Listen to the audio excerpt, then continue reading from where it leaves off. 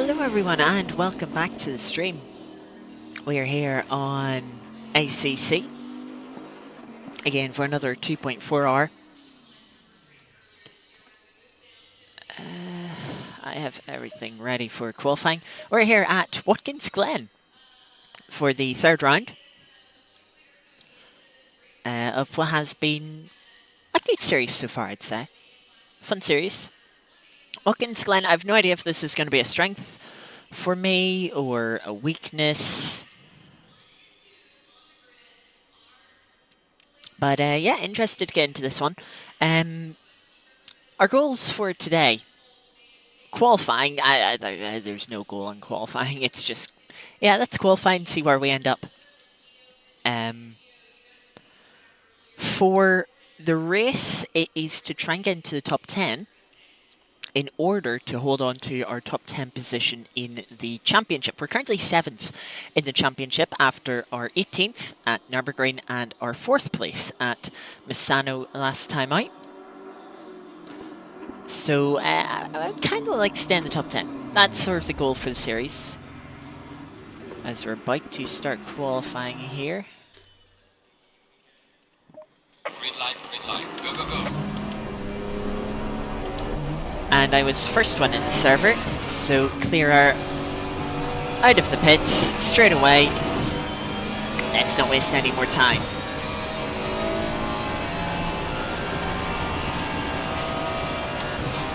So Watkins Glen, very high speed track. I think there's a very low chance of rain, but it is very low, very unlikely. Which I'd like some rain. I usually do well in the rain.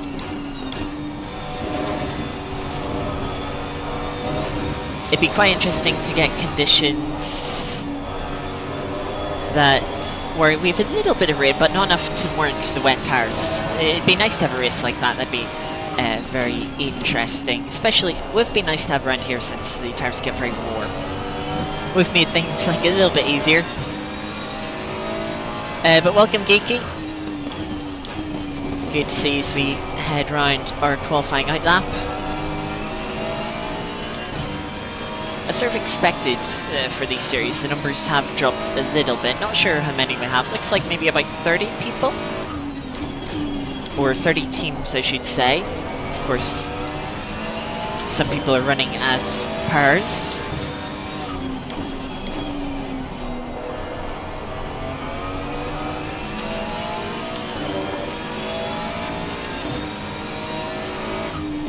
But I've got about 5 laps of fuel in the car.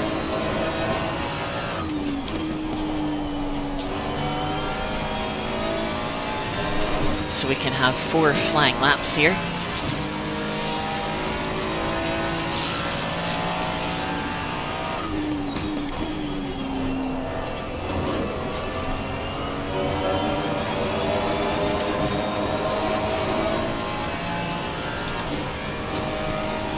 Don't know, I haven't decided yet. We'll see. We'll maybe back off for a lap to try and cool the tires down. But it might be the case if we do even shorter stints throughout the rest of qualifying. There is a bit of backing up in the final sector, but there aren't too many cars and the lap isn't that short, so it shouldn't affect us. At least I'm hoping it doesn't.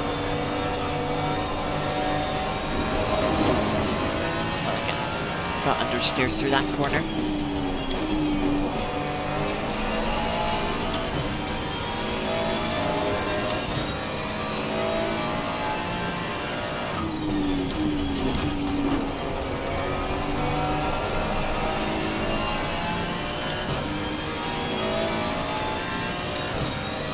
Right, be nice if people started backing up now. It's getting a little excessive.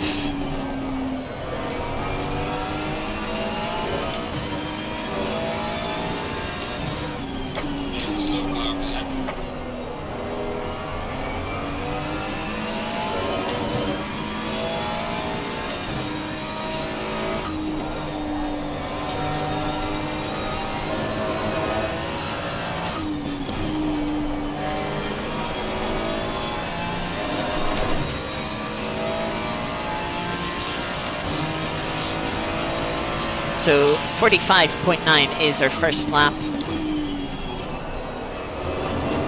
Don't think that's going to be very good, to be honest.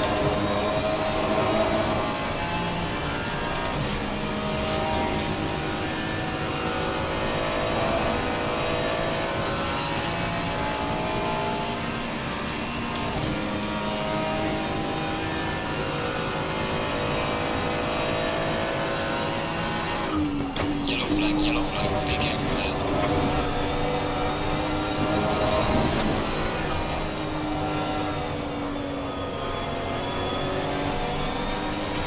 Car in front of us has gone back to pit lane, it looks like.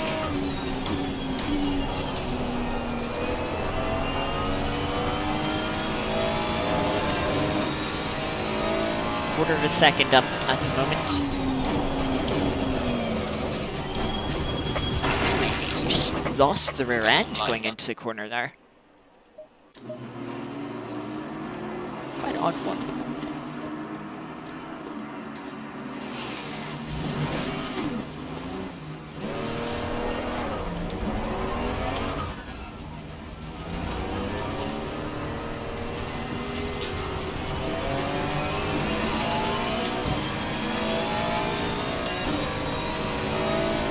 Oh, this feels like a good place to slot in. Right behind the current pole sitter. 1.5 seconds off the current pole time. And we know we have a bit of time in our lap.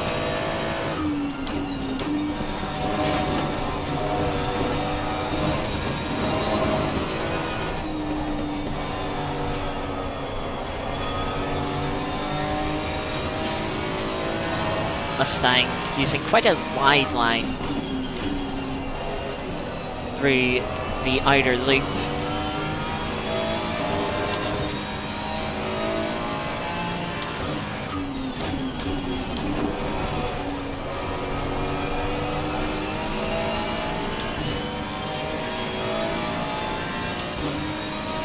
Yellow flag acceptable.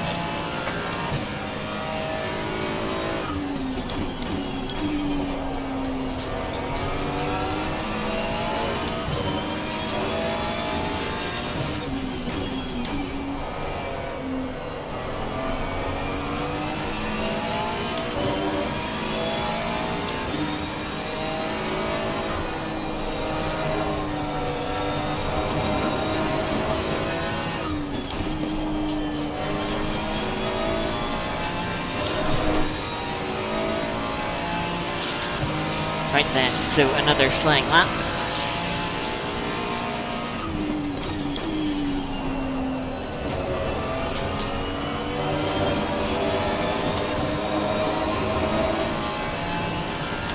Good run through T1.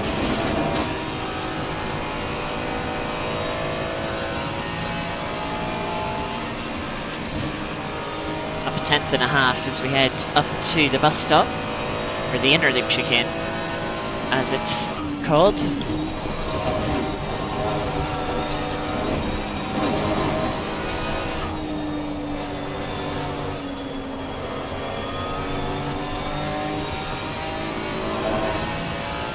Now 3/10 up. Yellow flag acceptable.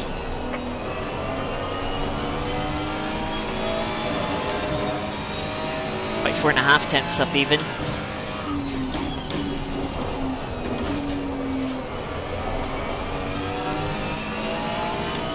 Much slower through two corner there. Lost a lot of time. Just trying not to lose the rear end like we did last lap.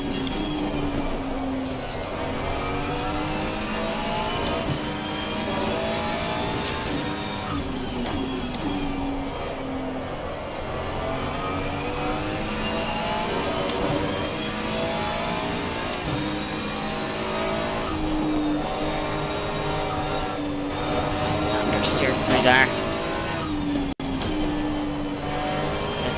Wide of the apex at the final corner, dropping another 2/10. I'd say I dropped 4/10 over that lap. Currently sitting 18th.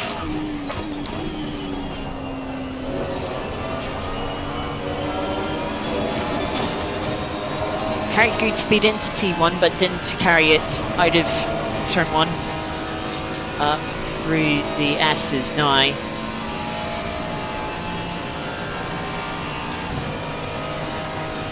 Fry in front just coming out of the pit lane is going to let us through.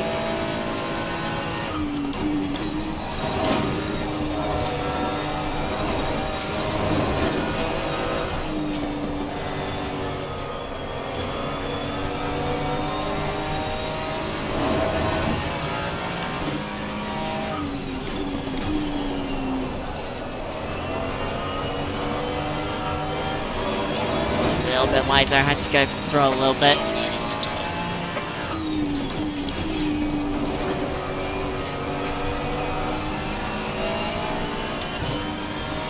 Better exit out there. I don't think we gained all the time that we lost last lap, but we got some of it.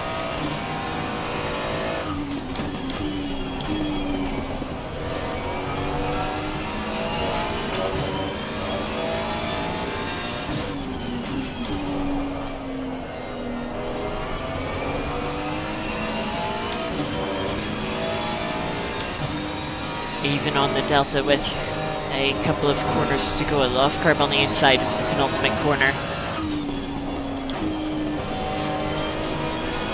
Through the final corner now. I picked up a 10th and a half. Not as much as I would have liked, actually dropped down to nearly a 10th.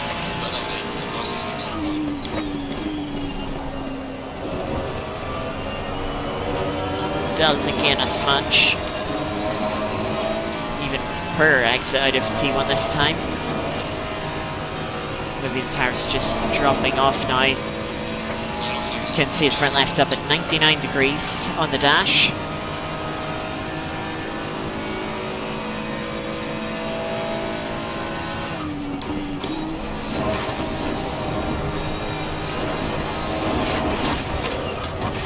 Just slightly too much of a cut. Try and carry speed through the inner loop chicane. Only 28 people here. Ooh, 200ths off the portion in front of us.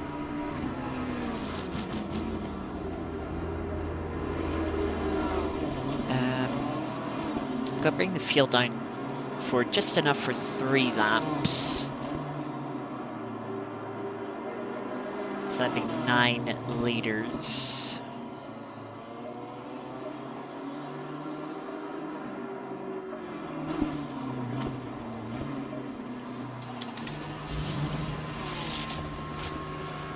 Got a bit of a space coming up out on track.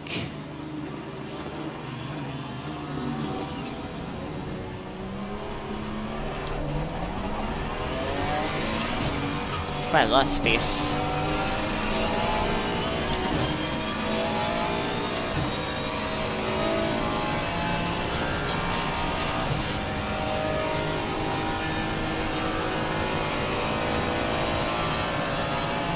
So now seems like the perfect time to head out.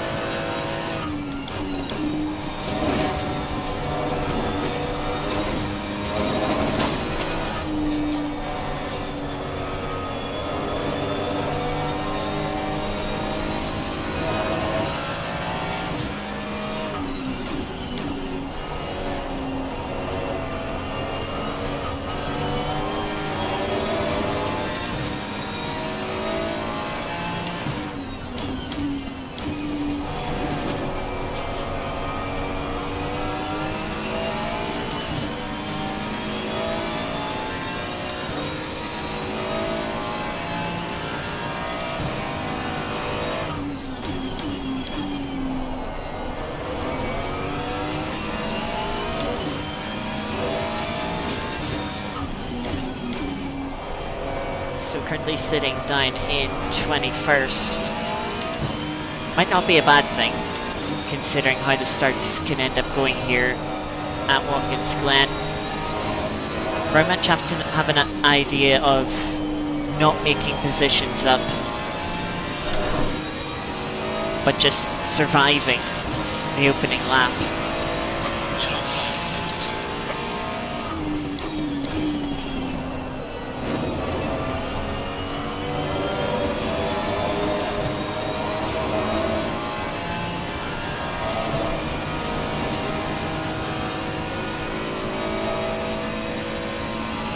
matching our delta on the run up to the bus stop.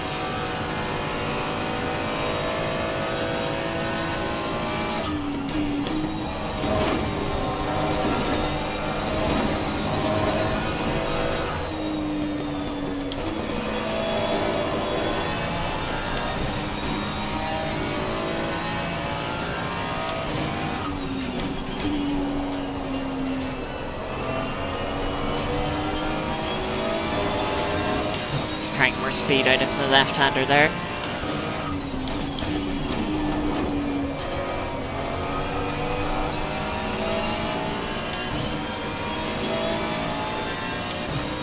Yeah, the tires seem a little bit like they're maybe even just one lap and done.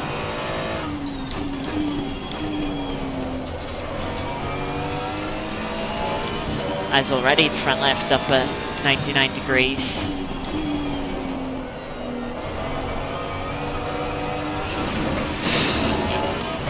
There's no point continuing with that.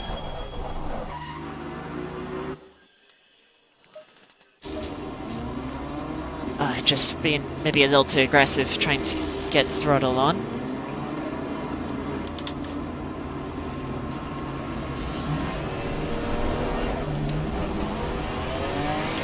Luckily we can head out into the exact same bit of track position.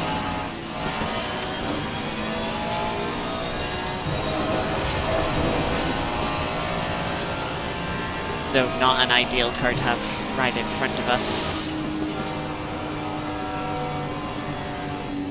Yeah, I'm gonna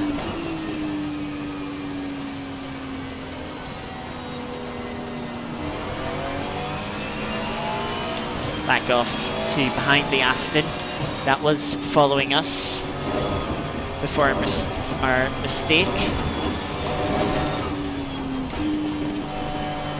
Yellow flag in sector 1. And to be honest, whatever happens here, I'm gonna make this my last couple of laps.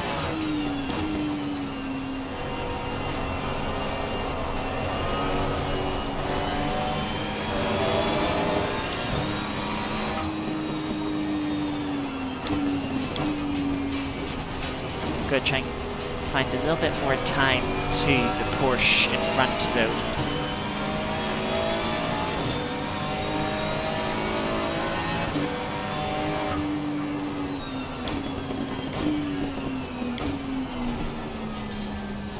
In fact, I'm gonna let the fry through.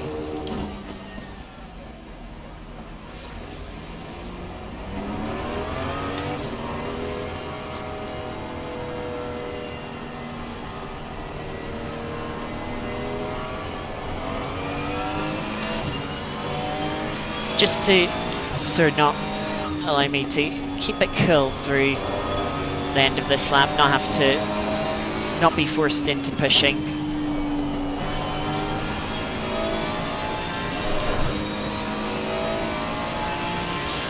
And away we go for 2 final laps here. Yellow flag, be careful.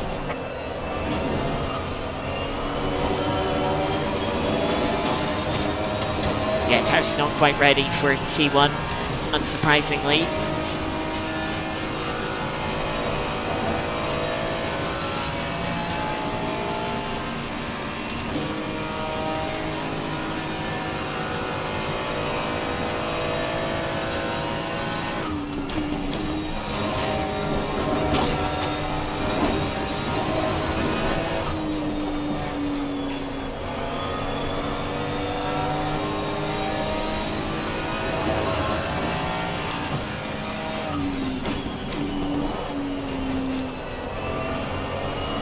Geeky, have you not liked the thumbnail for the stream?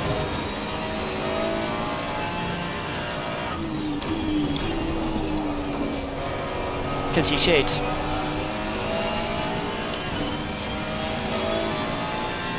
Yellow flag, be careful there.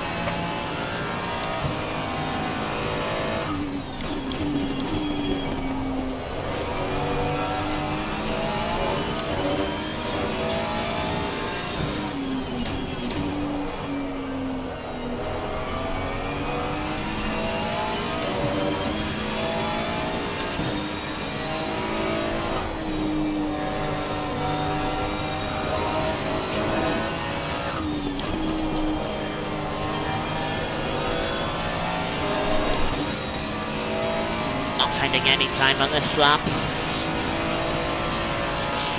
Final lap. Yellow flag in sector 2.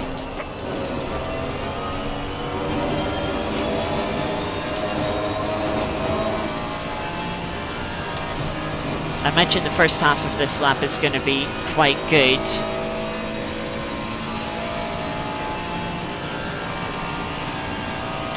And then the second half is probably where I'm going to struggle.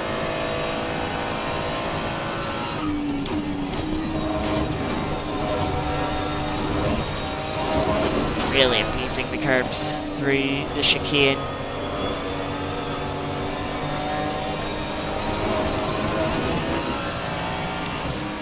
Didn't carry a lot of speed out of the outer loop. Long right-hander. Just scrubbed the tyre a lot.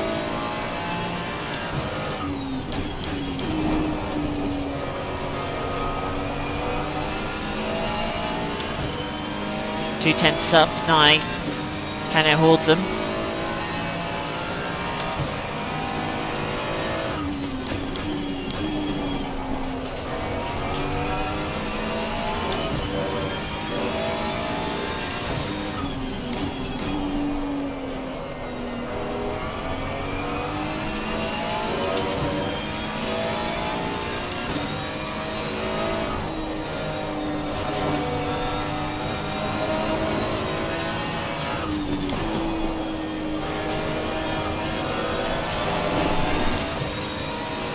Car scrubbing a bit, nearly 3 tenths up as we come up to the line. Session is now over.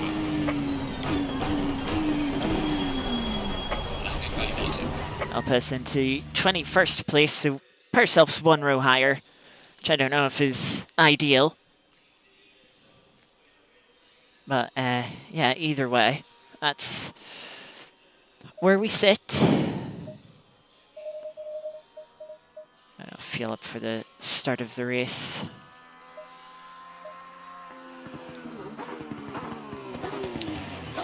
And yep, there we are.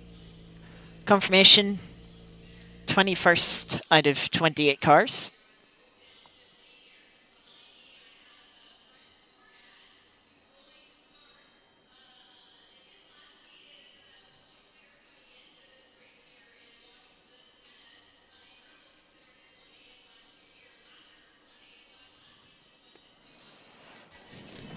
Oh.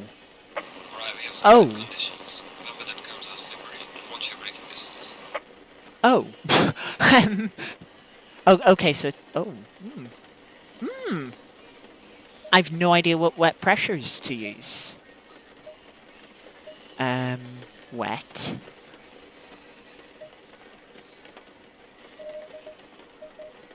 Let's go 26 and 26 and a half.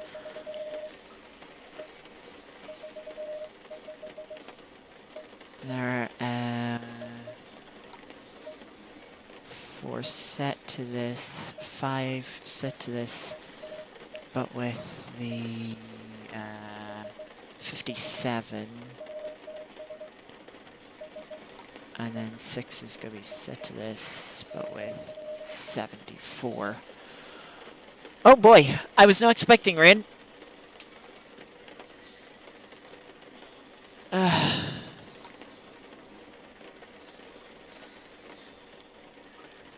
But this could work out in our favour. It is going to make surviving lap 1 a little bit trickier. And when I say a little bit, I mean quite a bit trickier. But yeah, ooh.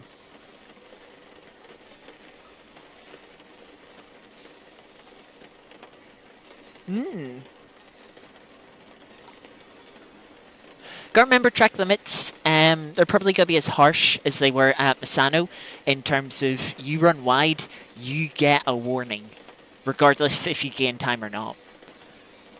Which is fine by me. That might catch out a few people. It's not as likely here that you'll get a warning, I'd say, for exiting pit lanes, but it does cut T1 a little bit. I don't know.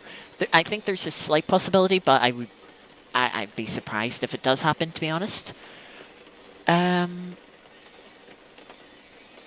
So yeah, drive-throughs, I definitely don't expect drive-throughs to be as plentiful as they were last time at Misano, but I expect we will see the odd DT. Ooh, this is interesting. 30 seconds.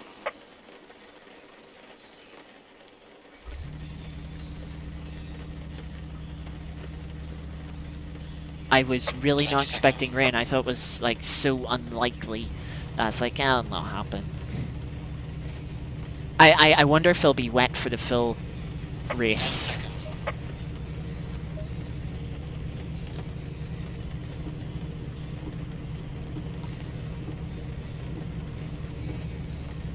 Go in single file.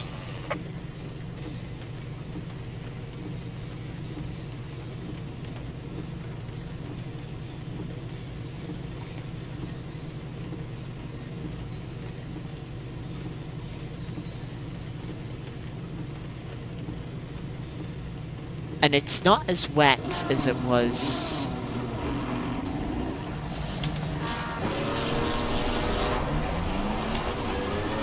last week at Misano. Rain not as heavy, which is nice.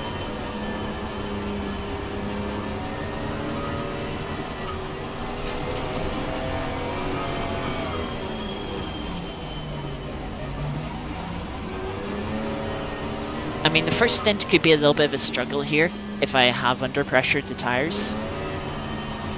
But we'll only find out maybe 5 laps into the race, really, when we get up to speed. You know, being a high-speed circuit, you know, this track does put a lot of temperature into the tyres, and the more temperature that is in the tyres, the more the pressures increase. I mean, we can see just by driving here a bit and holding the brake a bit, we're already up to 28 PSI at 40 degrees. That's good. We're definitely going to hit over 50 in this race. Wouldn't be surprised if we hit 60.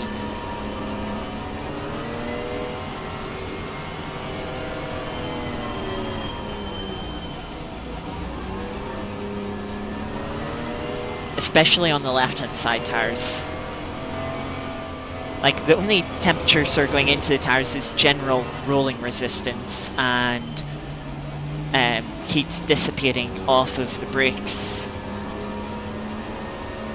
Also need to turn ABS down, that's a general thing for ACC. Oh, one car's got to start from pit lane. The Mustang there.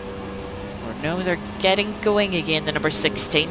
But number 3 is in pit lane.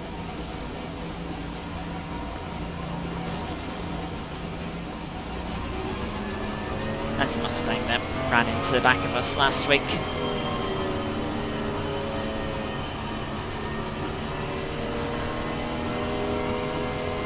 "50 degrees on the formation lap." Yeah, I don't think we have under-pressured the tyres. I wouldn't be surprised if people have over-pressured. And 16 did get done to pit lane. Didn't catch up quite in time.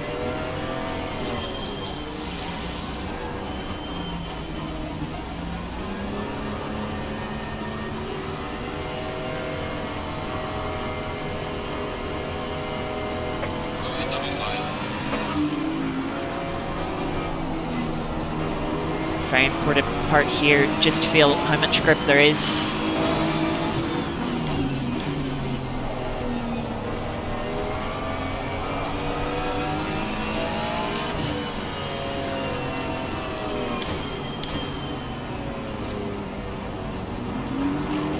Aston forgetting that they're actually meant to be in front of me for a moment.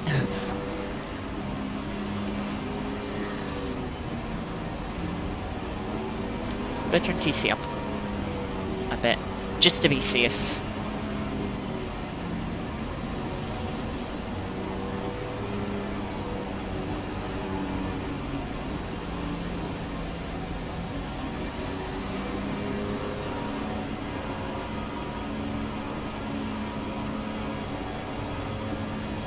Green light, go, go, go. Just ran the diffuser of the Aston, so I had to be just careful with not accelerating right into the back of them because we weren't quite sort of Ooh.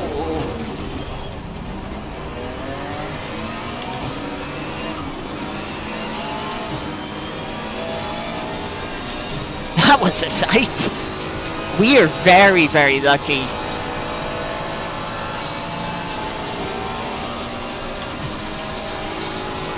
We are very lucky indeed. Car on the right. Gear on the right.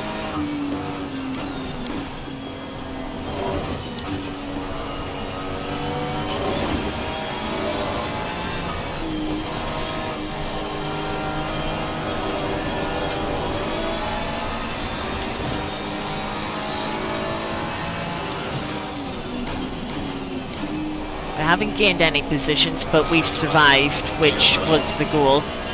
Well, we've not gained positions.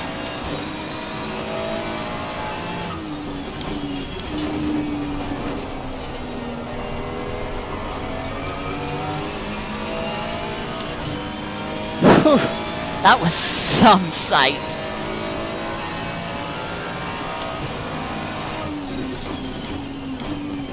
Aston looking to the inside for the BMW. BMW's ran out wide. Car on the left. Gear on the left.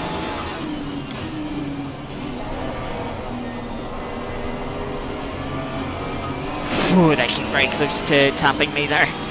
Too close for comfort.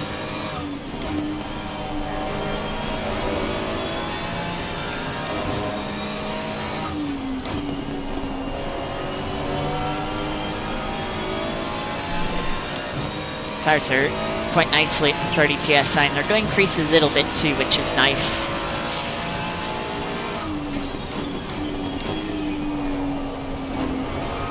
Another BMW in front running wide. Aston is going to get to their inside.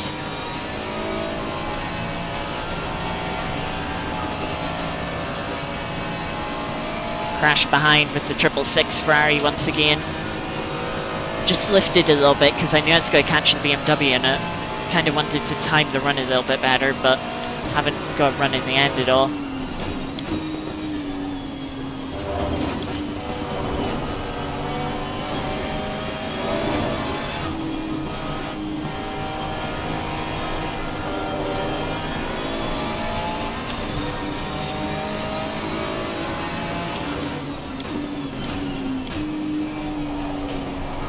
BMW just defending the inside.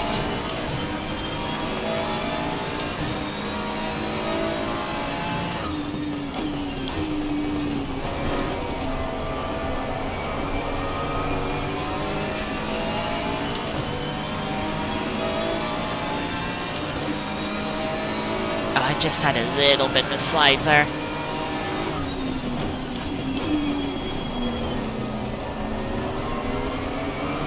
BMW's left me the room.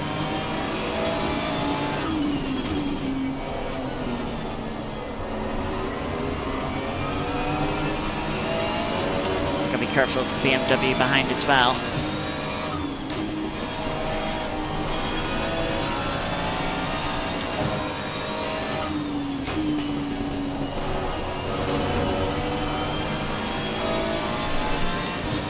.667 getting a SG30, and they're going to come out right in the middle of the pack. That's the fastest lap.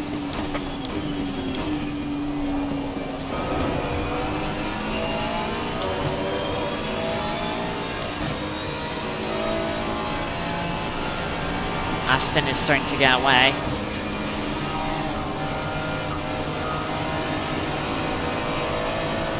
I haven't run on the BMW, but just like last lap, it's purely timed.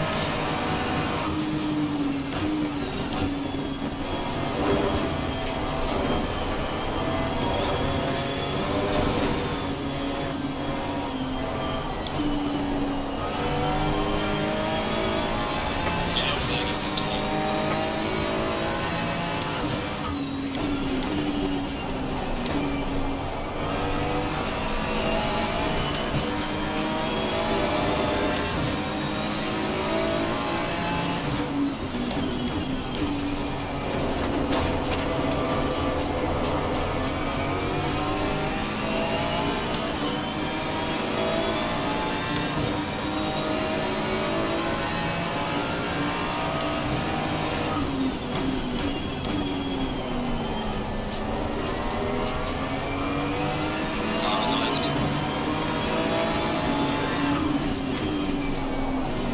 on the left.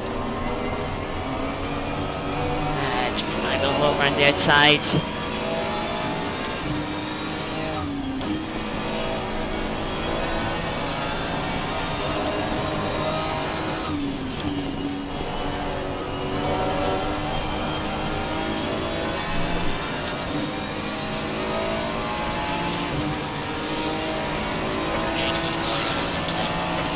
Well done, mate. Russell best.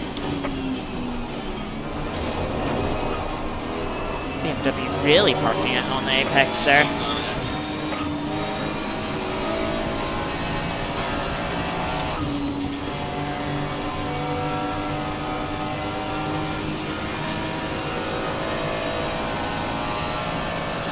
Don't know what happened with the Porsche, but they've dropped back.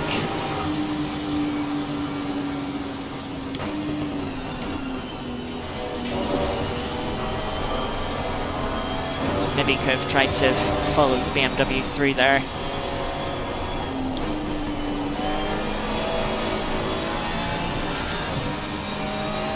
Porsche is trying to come back at the BMW though.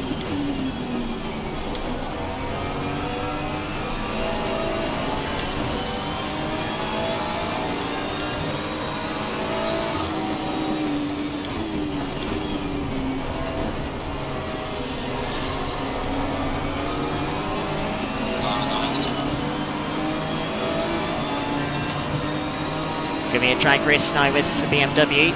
They're going to have the slipstream to help them.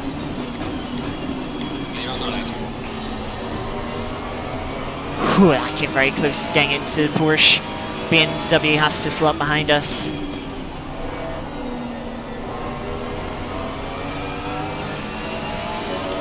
Now we're going to see what pace the Porsche has.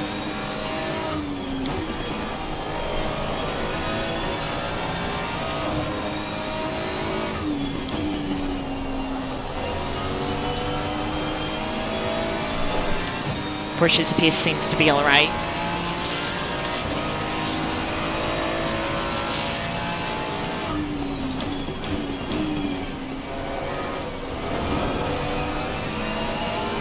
Mustang's gone spinning off.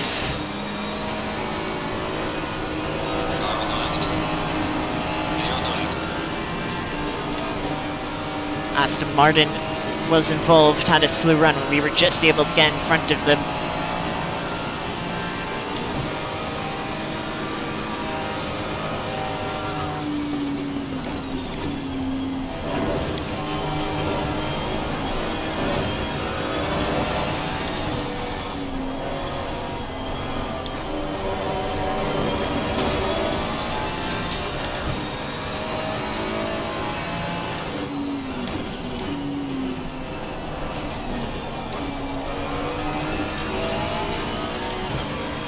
At the gap that's formed in front of this little train.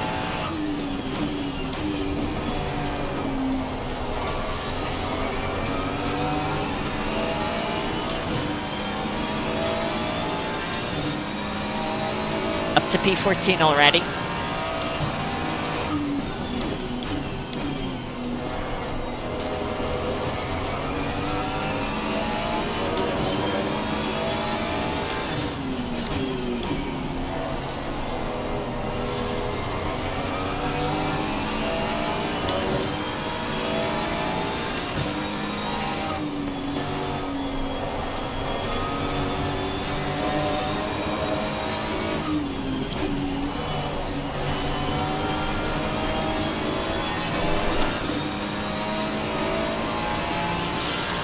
Aston Martin behind's flashing.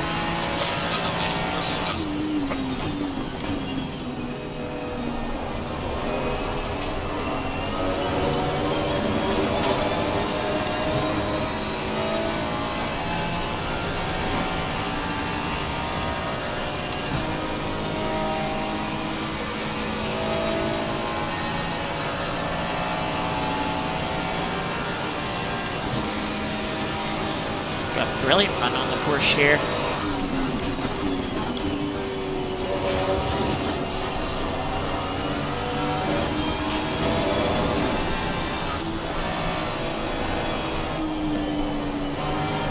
Porsche struggling for straight line speed, it seems like. with a bit of damage.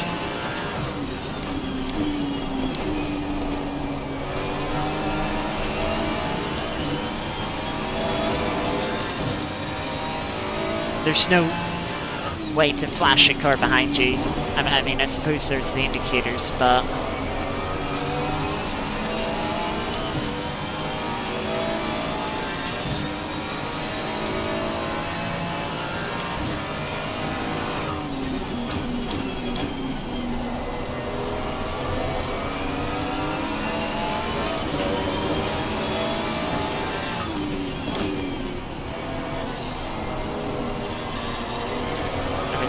It'll tap there.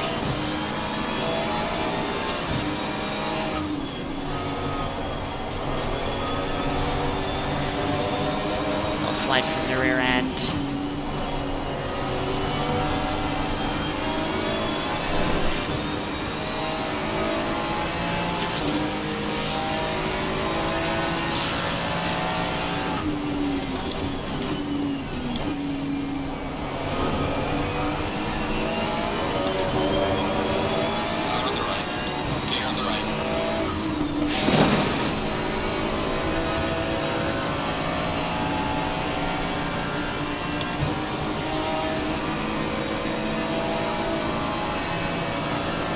Did not appreciate how that BMW jumped down on my nose.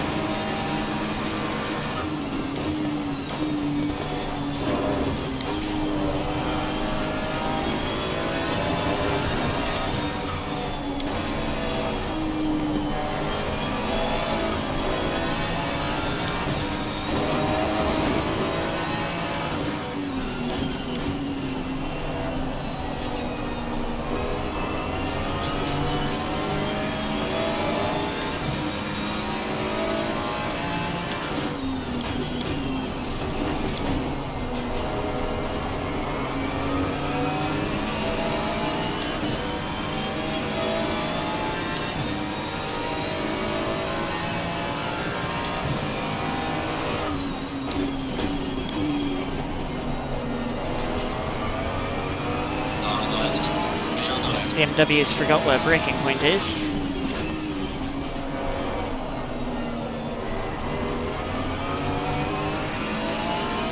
That promotes us up now to P12.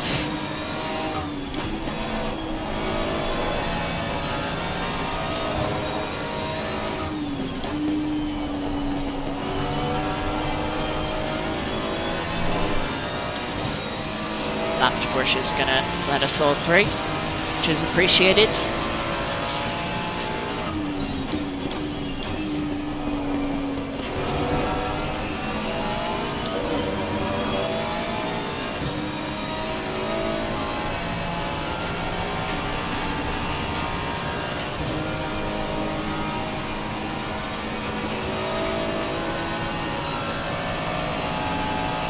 Pressures on the rear tires are a bit high.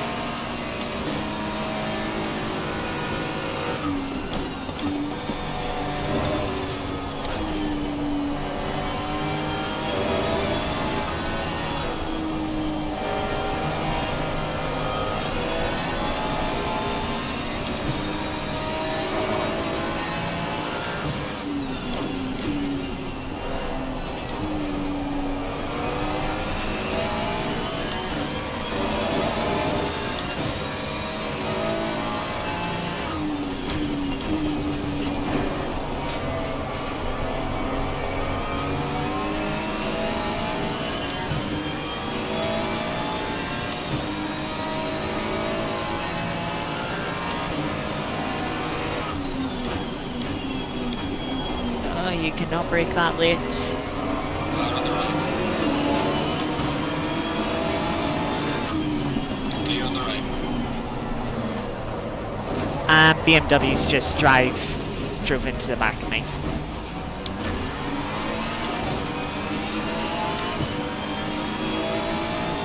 Thank you, BMW driver.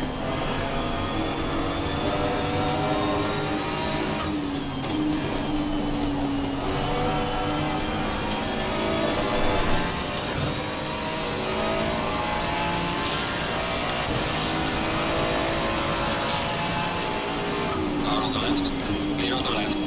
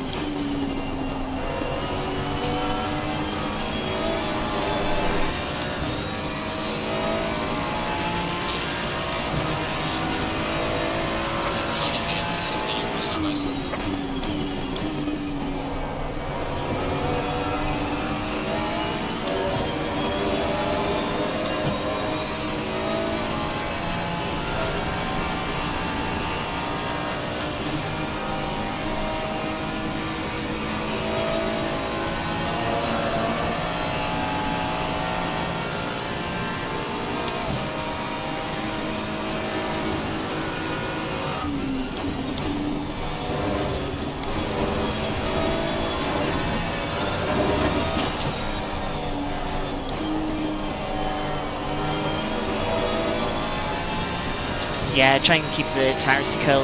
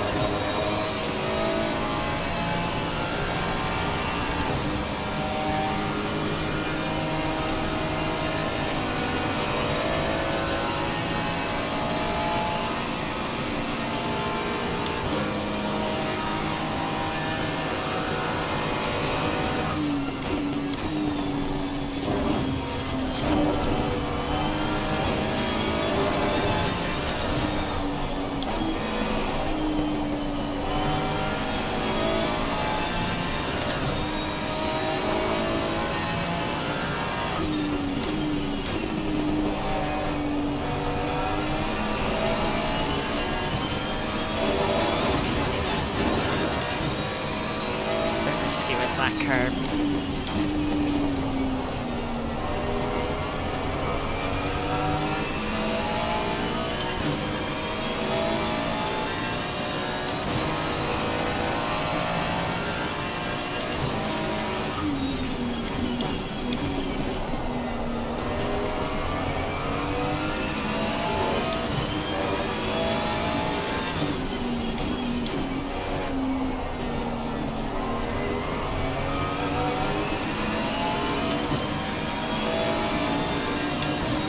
car on the right.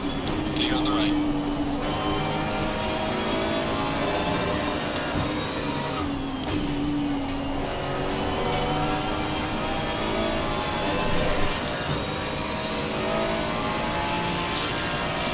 At least it's only 2.5 seconds of damage.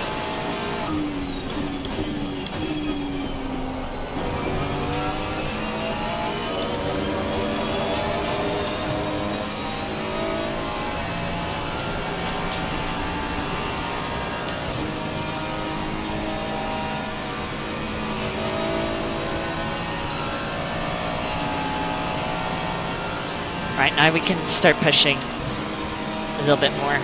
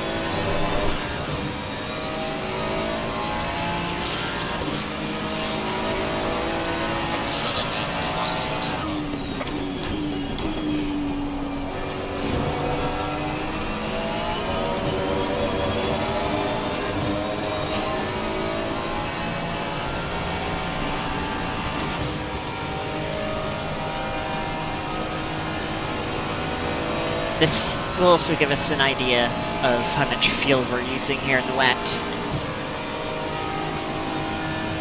Because while it's about a similar amount of fuel per lap, of course we're completing laps quite a bit slower than we are in the dry.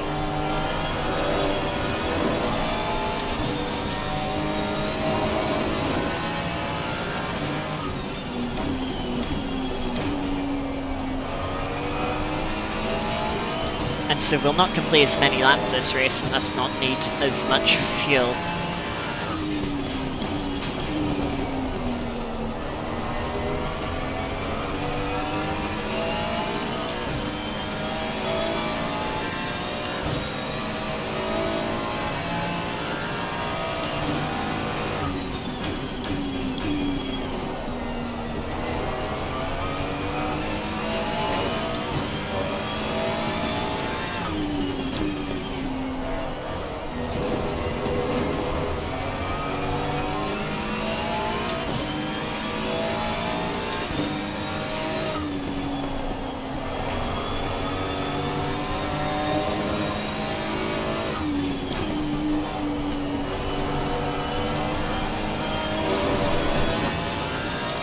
Just give myself an extra second of damage.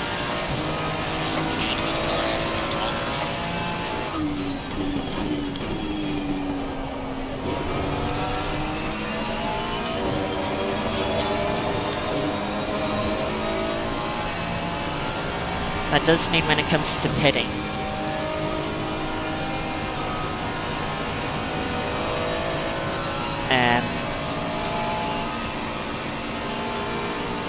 I need to just try and open up the gap to the cars behind, otherwise I'll just lose track position again.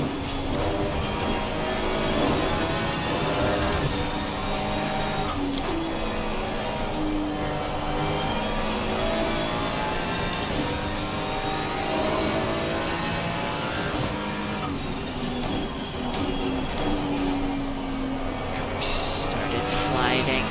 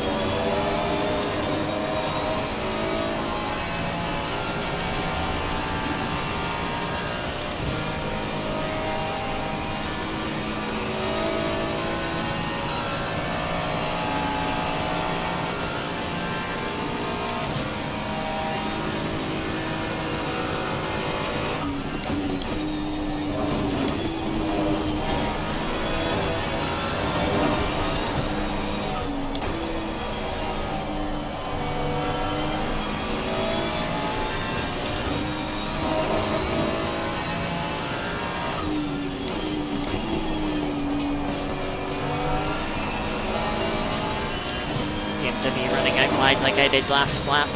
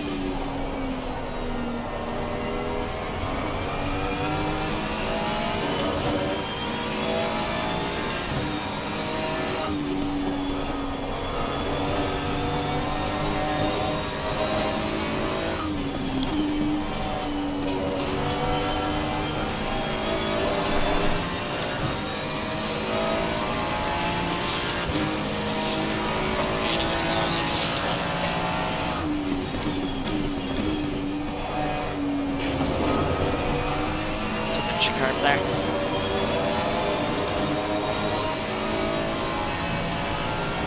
BMW behind, I think, made another mistake and has let the Aston past. Wonder if the Aston, now that they've got cleaner, will have the pace to catch up.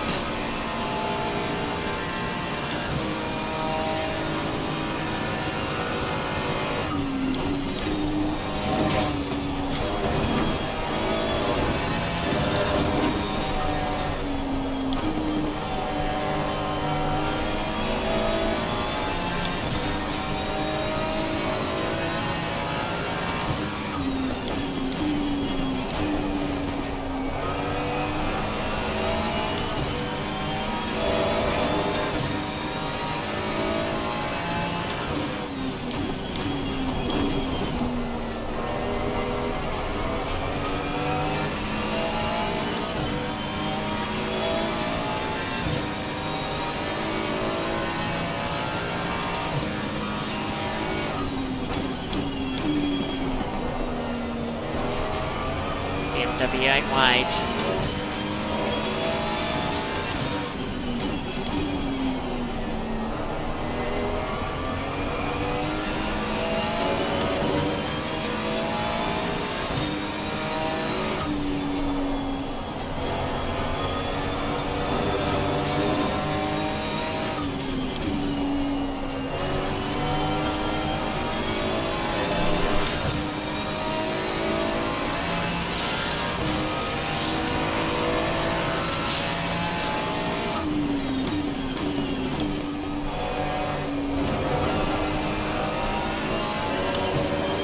Exit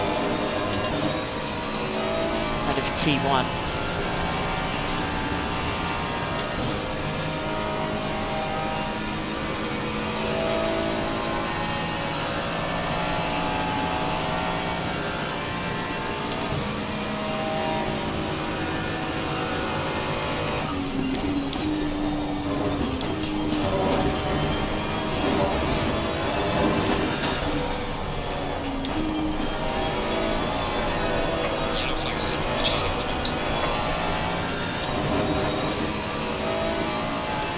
Slow car ahead.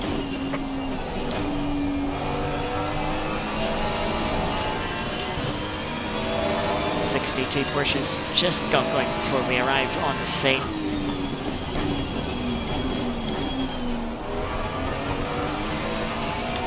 Went in deep to a corner there. Couldn't get the car slowed down.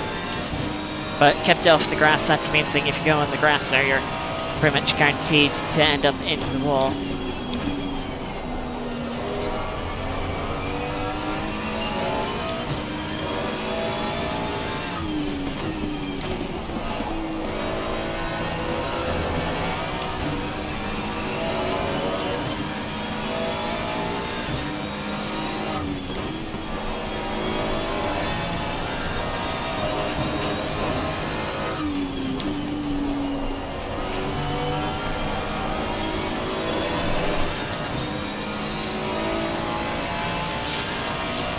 Fortunately, that did cost us quite a bit of time to the car behind.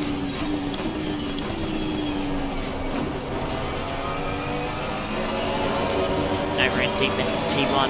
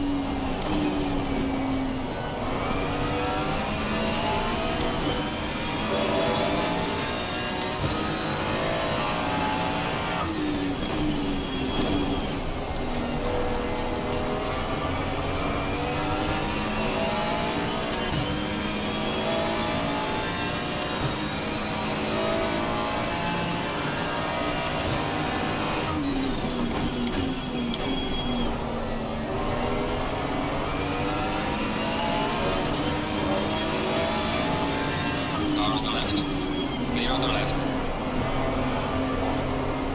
Car on the left. Clear on the left.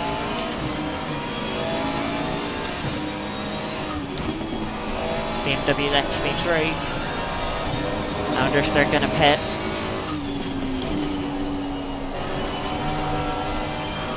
Nope. They just didn't want to fight. Fair enough.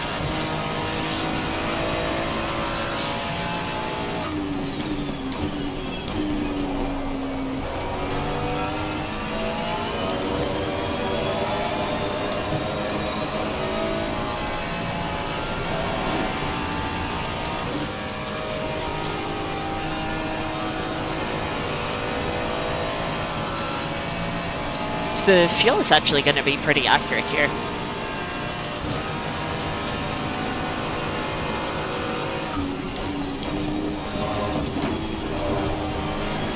It's not going to be too much different to what was calculated for the dry.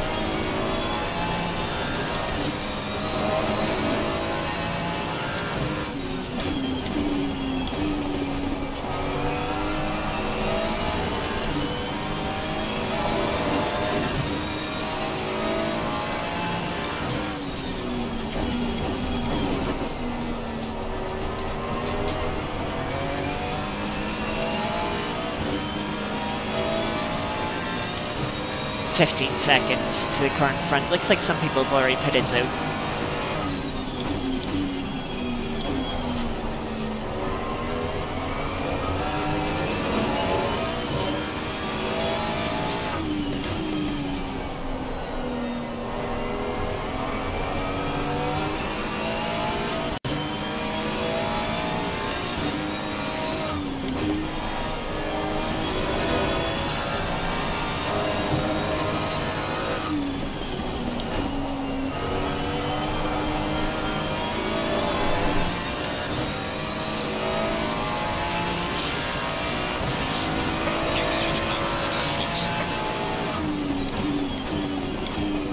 Yeah, go pit at the end of this lap. Won't have fuel for another lap.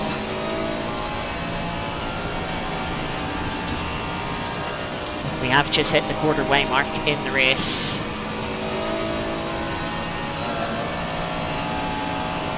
Yellow flag in sector 3.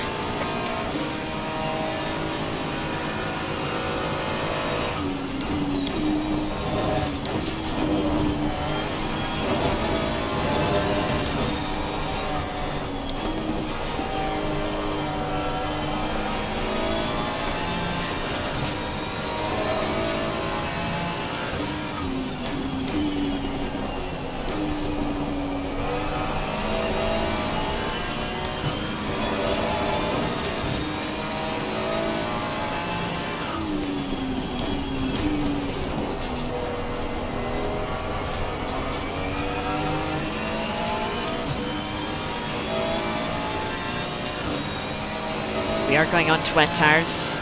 We are making a pressure adjustment. We are losing about 4 seconds to damage. So if people follow us into the pits here, they could jump us.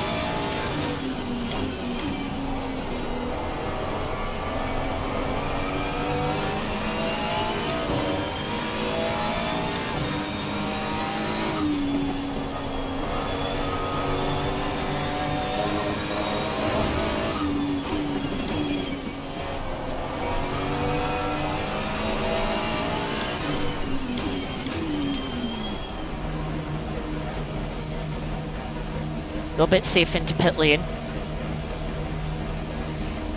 But yeah, happy with that stint. We'll fill up to 56 litres of fuel. And remember, we are the last pit box here. So if we do anything like what we did at Misano last time, we will have plenty of time to rectify it.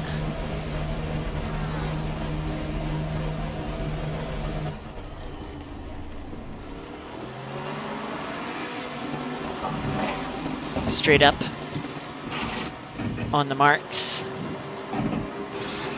You don't lose too much time from being cautious into the pits because I turned the ignition off early and let the car coast in.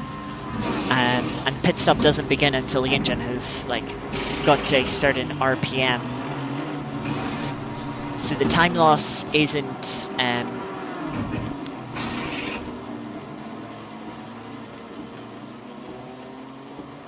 there is no time loss effectively for that. Let the tire stop and start clear. Come on, let's go.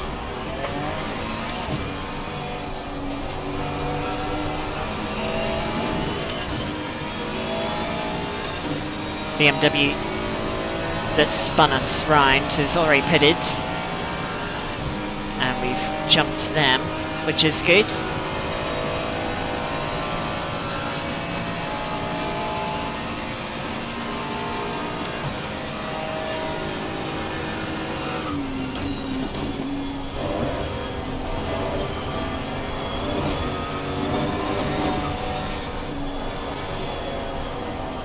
Now with that damage repair, outlap is critical.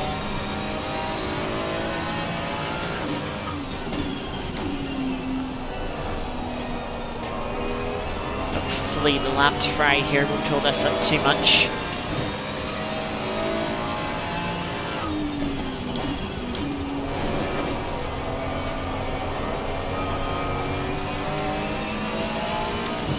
When we catch up to them.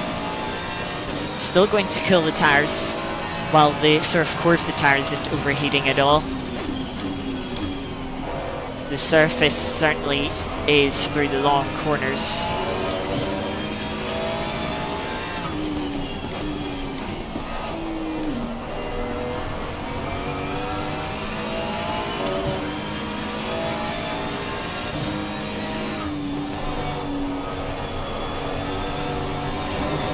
But in a way, we don't want to push too hard.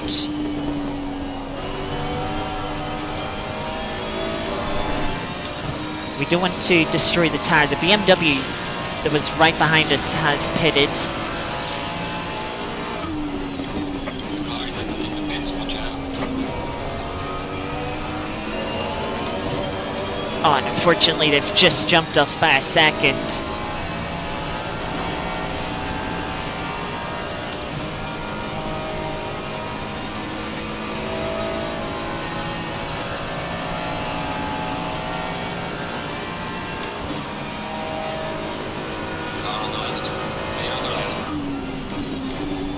Fry's gonna let me through, thankfully, so I can attack the BMW here. Being behind the BMW isn't good news for the Aston that we were fighting with.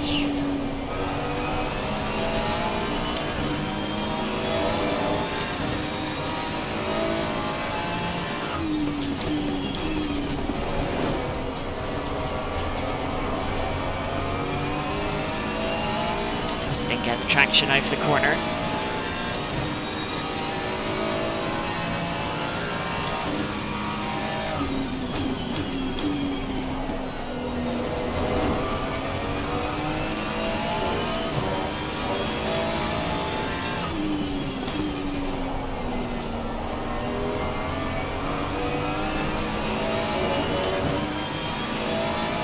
Number 9 Aston is in now.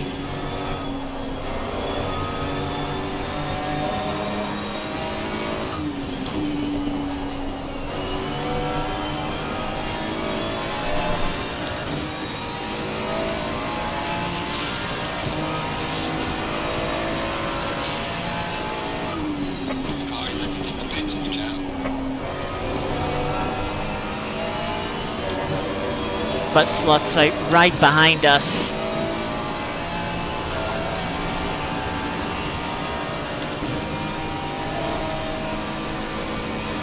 Got run on the BMW here.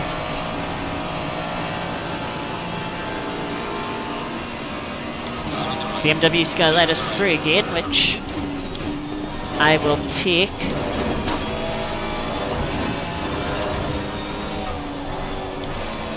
And we have 10 seconds up to the next car, but there does seem to be a bit of a battle in front, by 11 seconds in front of us.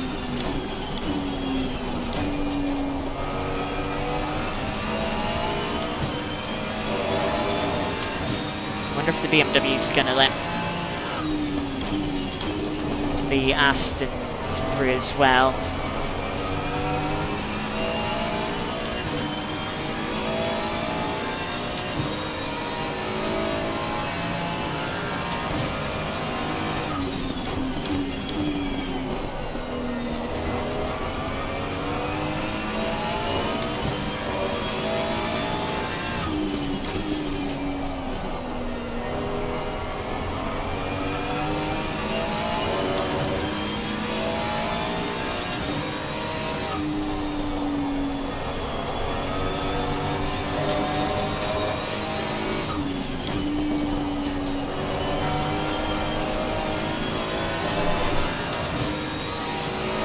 So we'll go by 0.2 quicker than our current fastest lap. This is me, also guys.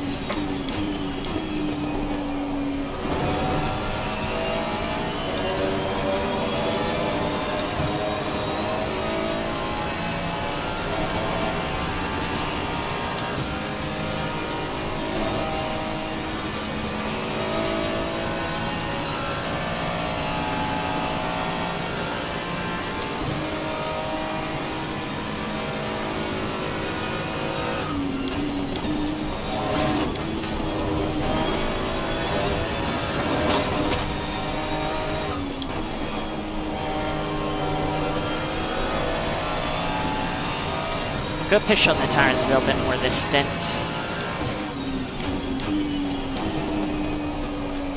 Because I feel like it left too much of its life on the tire at the end of the previous stint.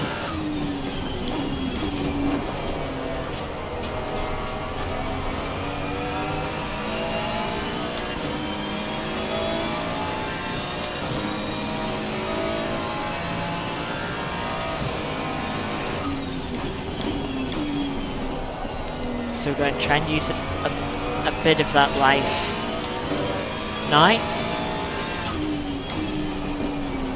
As it was, of course, hard to use up a bit of tire life because we were behind other cars at the start of the race, so it made sense to take it easy.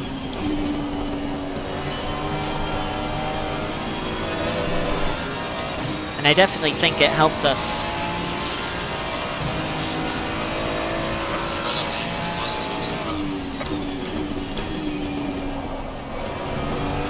Towards the end of the stint.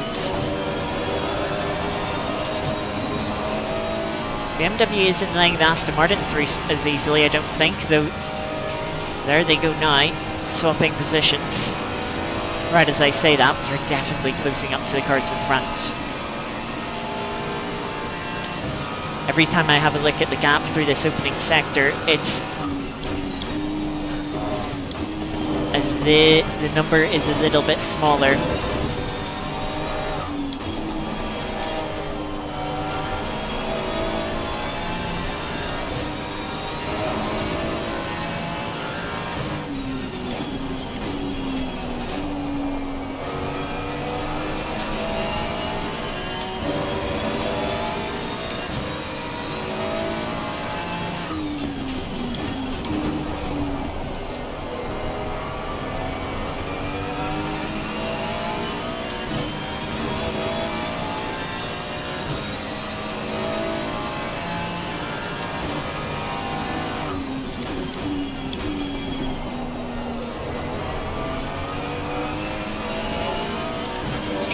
Pace a little bit this lap compared to last lap.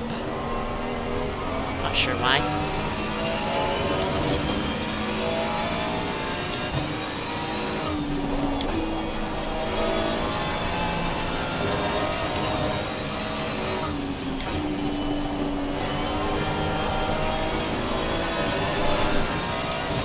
Number 4's binned it. BMW behind us has binned it out of the penultimate corner.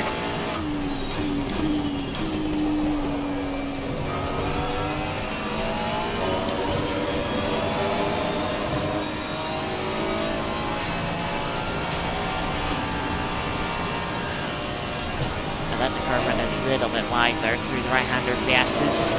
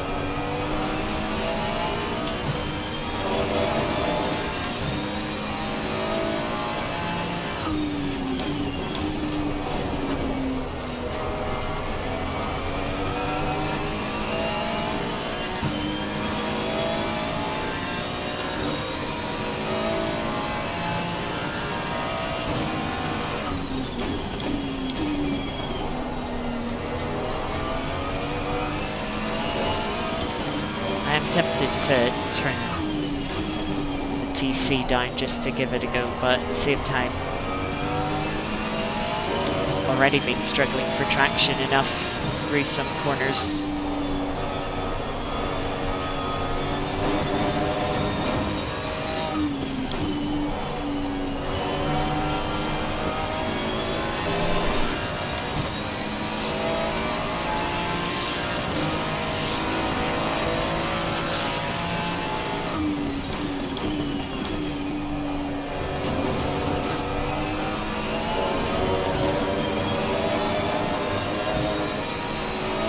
The main thing of this stint, I think, is just closing down the gap to the cars in front so that we're there to fight them in the next stint.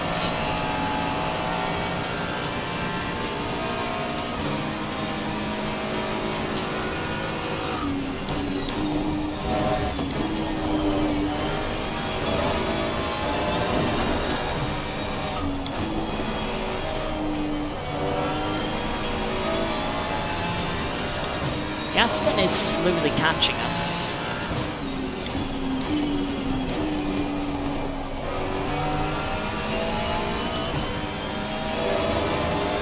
You can see those cars in front of us now. There's also a lapped car in that group.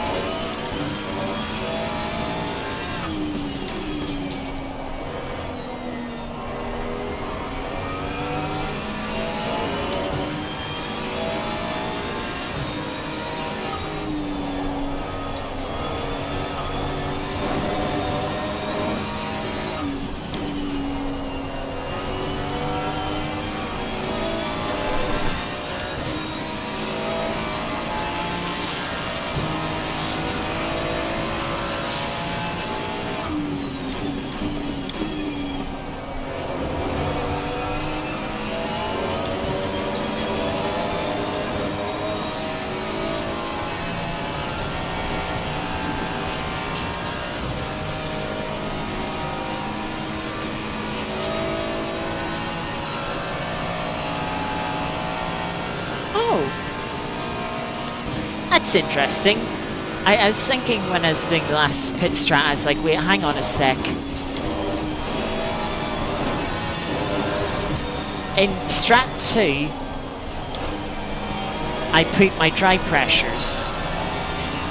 And this is strat 2, but it's got my wet pressures. I was like, oh, don't tell me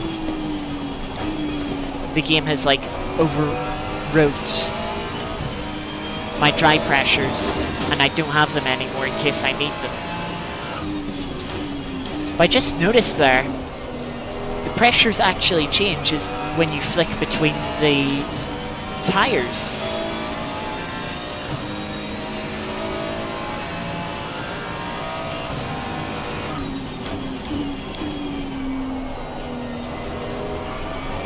So while absolutely I gotta say it's a bit annoying that you have to select wet tires every time you want to set a wet tires in the rain.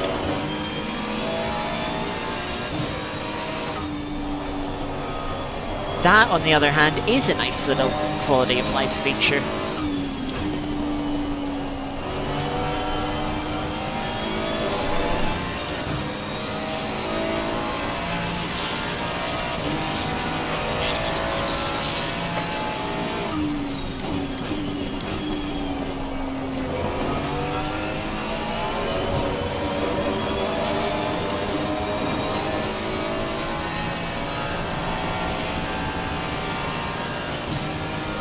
Probably will actually catch up to the cars in front this stint.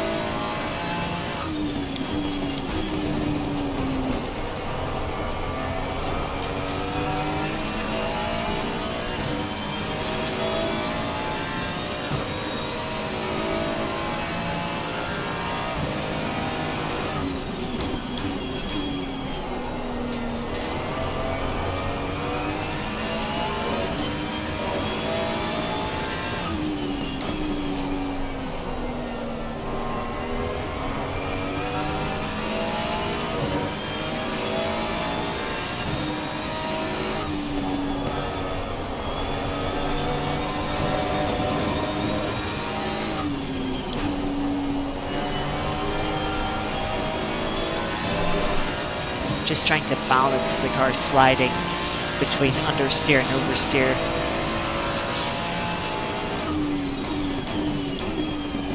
Through the final couple of corners.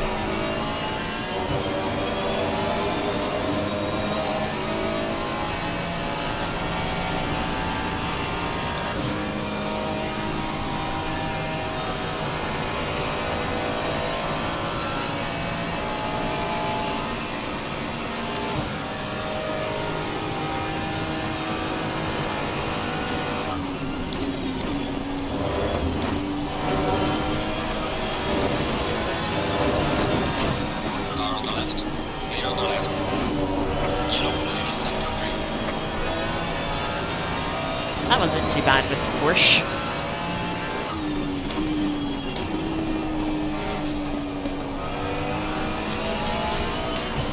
I mean, we did lose a little bit of time, but we didn't lose too much time, and especially for where we caught up to Porsche on the track.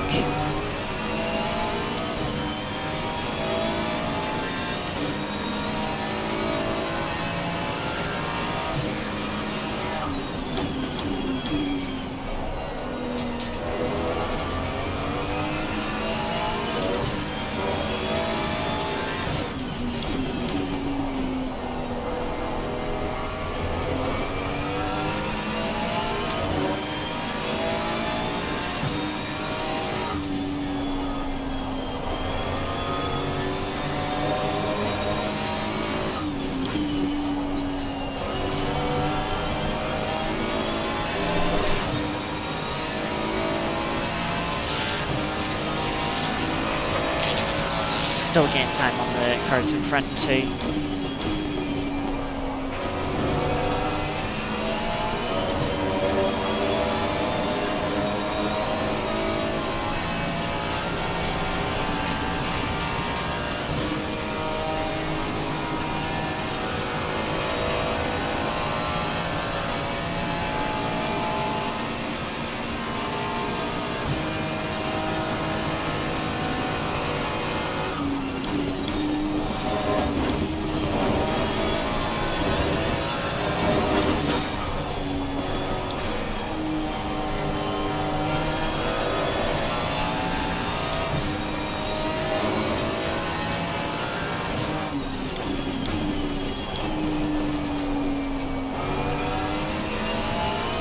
BMW getting ever closer to us.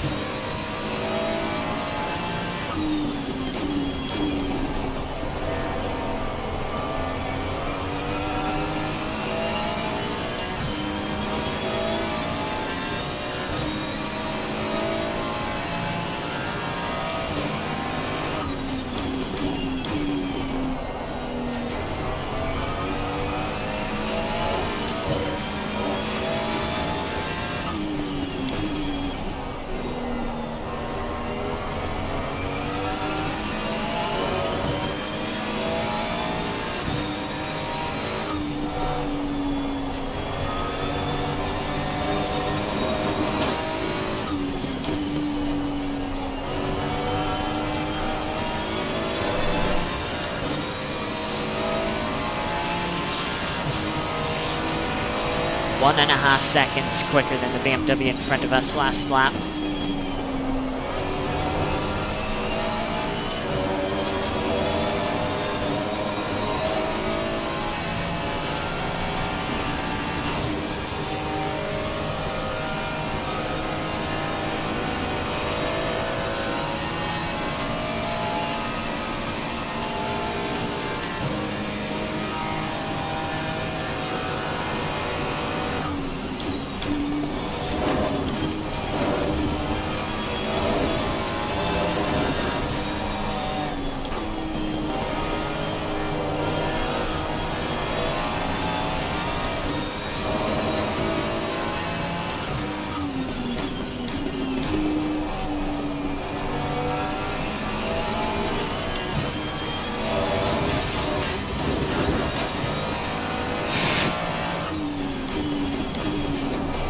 Gotta be careful with that car, but remember, was it the Fry versus Mustang race we did at the end of last year? where coming off that curb it just threw us into the wall with a bounce like that.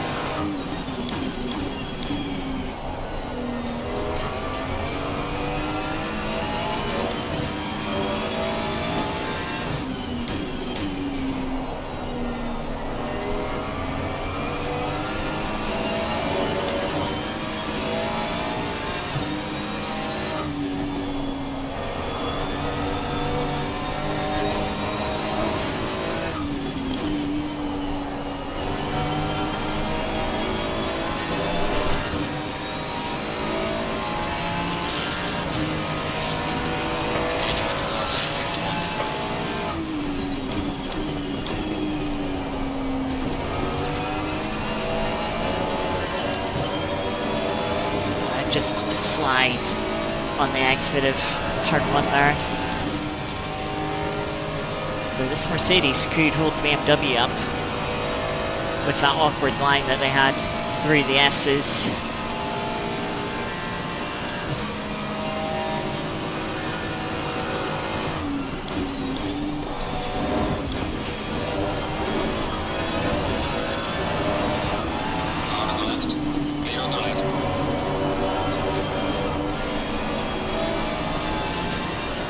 Oh, that was beautiful.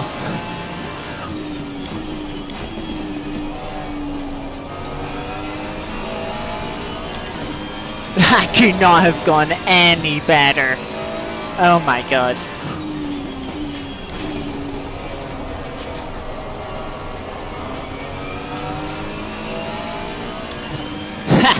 That's gotta be one of my best moves ever.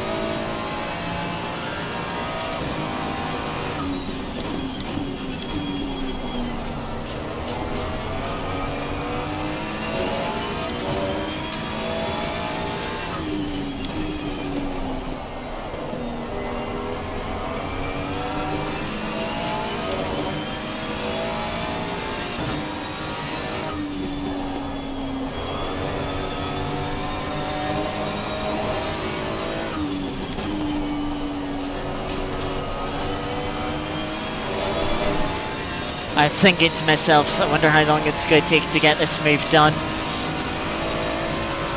And it really did not take long at all.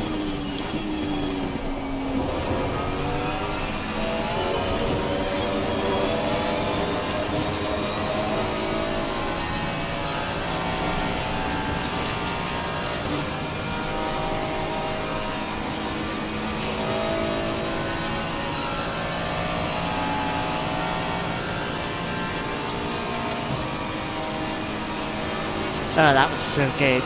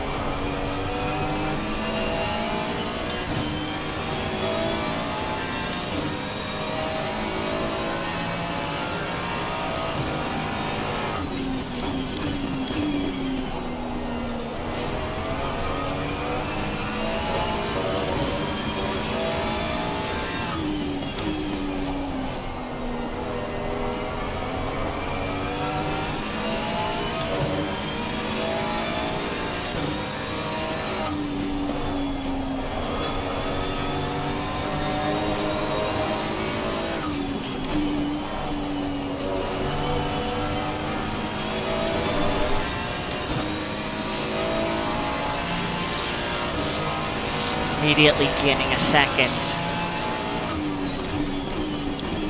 on the cars, on the next cars that we're trying to chase down.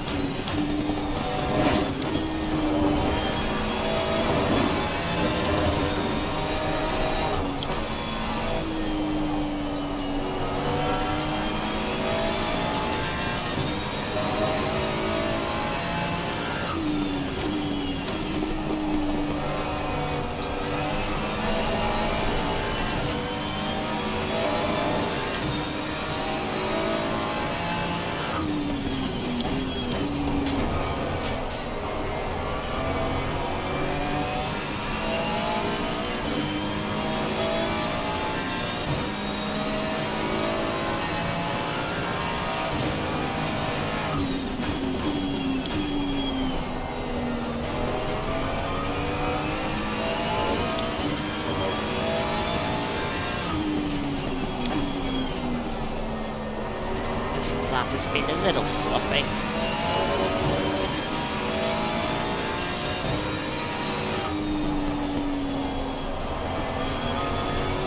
Very sloppy, in fact.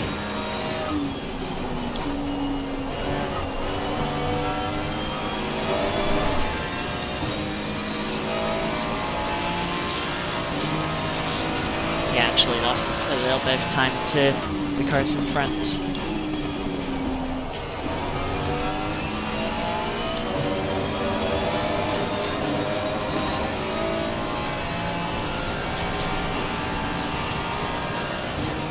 Not too far away from the next pit stop.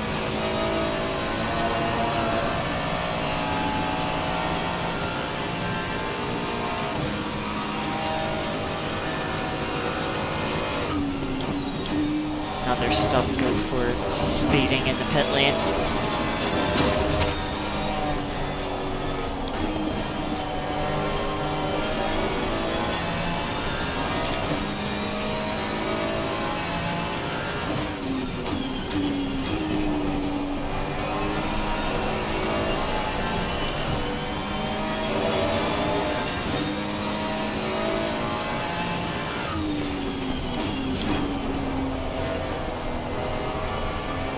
Still no change in the weather. Rain is remaining consistent.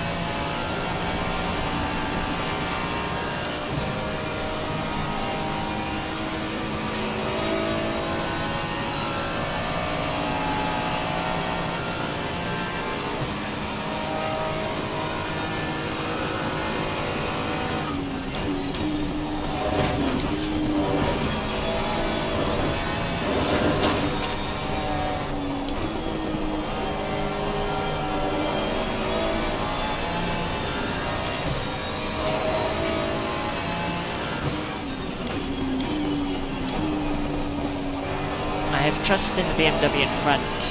They're gonna let us through whenever we catch up to them. That's how generous they were when we were fighting for position.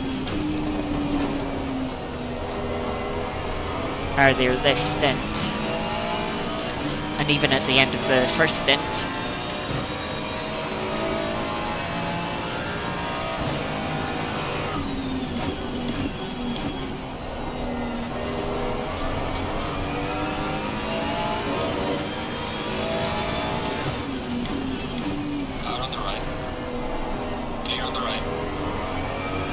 That Ferrari did not leave a lot of room on the apex there.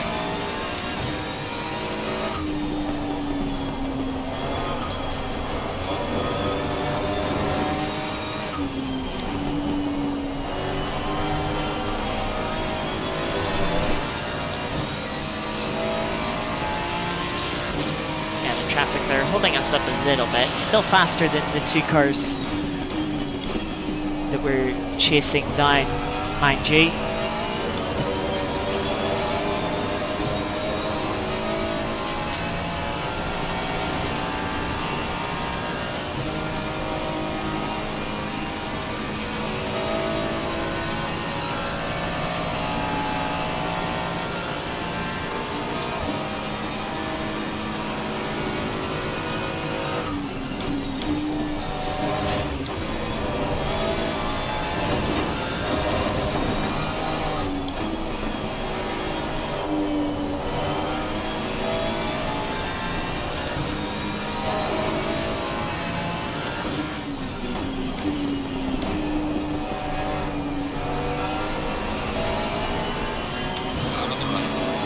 BMW lets us through. We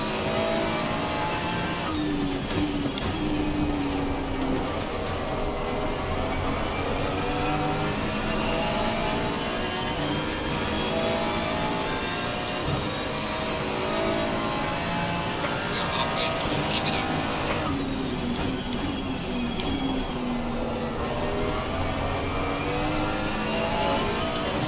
Halfway into the race now.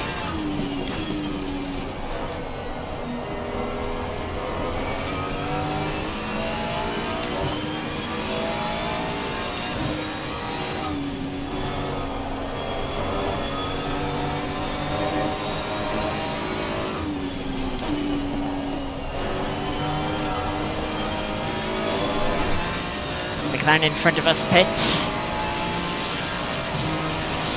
So we're into the pit sequence now. Yellow flag on, watch out.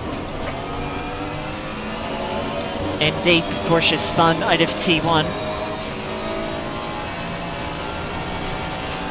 Aston Martin behind is in as well. So both the car in front of us and behind us are undercutting us.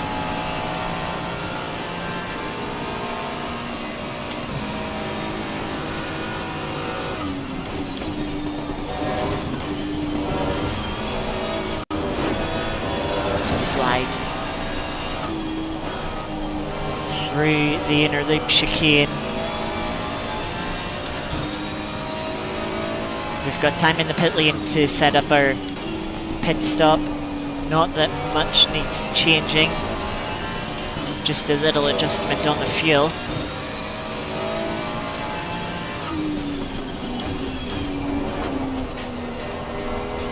It's not a good start to this lap. A bit more down on my delta than I'd like to be. I'm gonna pit at the end of this lap just to play it safe with fuel.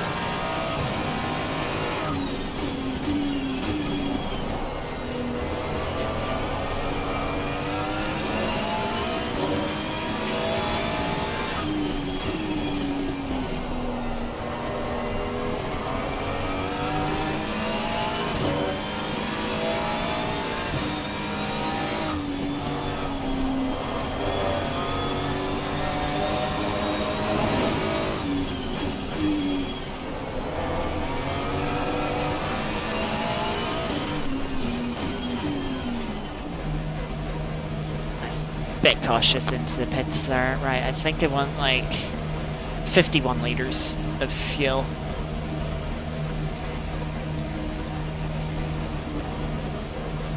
We're going to have the tyre pressures 0.1 higher than what we had this stint.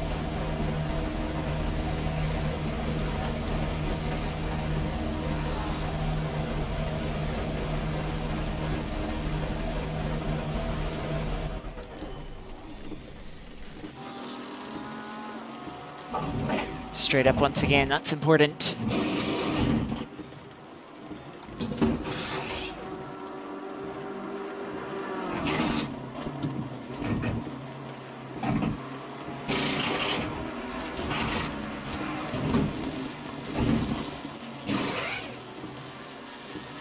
Ooh.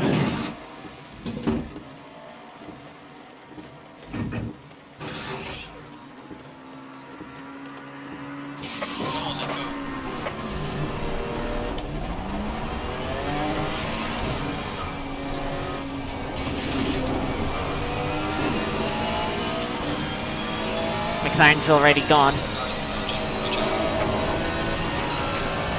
But we've got a gap on the Aston.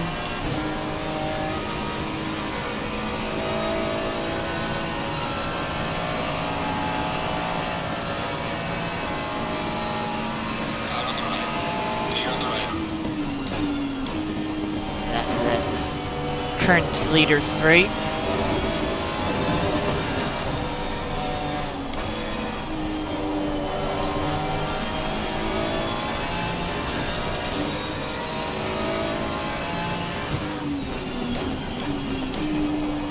I think seems like I lost a little bit of time to the McLaren that we were trying to chase down.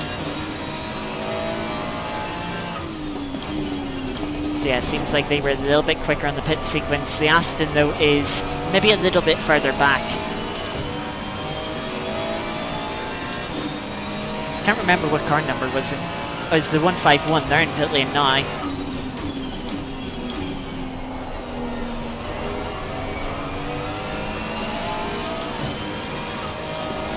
Car on the left. Clear on the left. This Porsche lets us through, but has kind of held us up with the Mustang.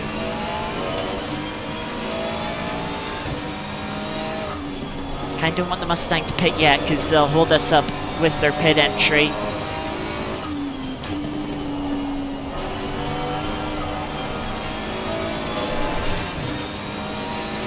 Oh, the number 9's bend it!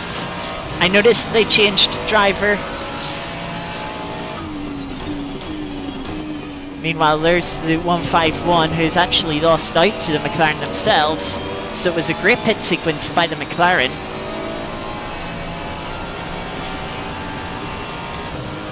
We've gained a little bit on the Aston in front of us. But yeah, the McLaren's the big winner out of all of us.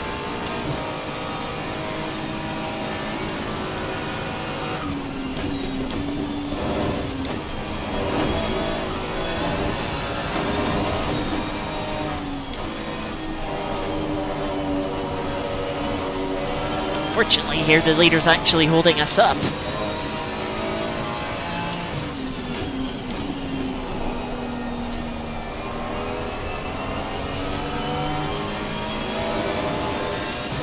Which is a bit infuriating.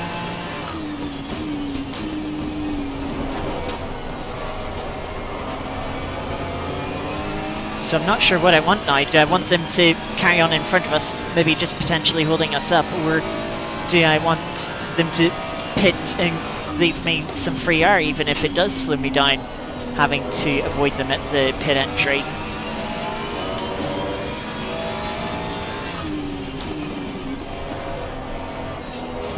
I mean, ideally, I'd like them to just pick up the pace and drive away for 3 laps and then pit. Ideally, like, slow down the Aston in front of us in a way.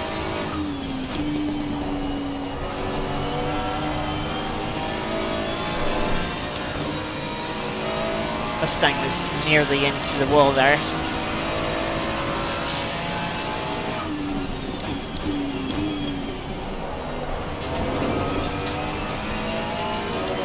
But yeah, this Mustang is costing us time to the cars in front of us.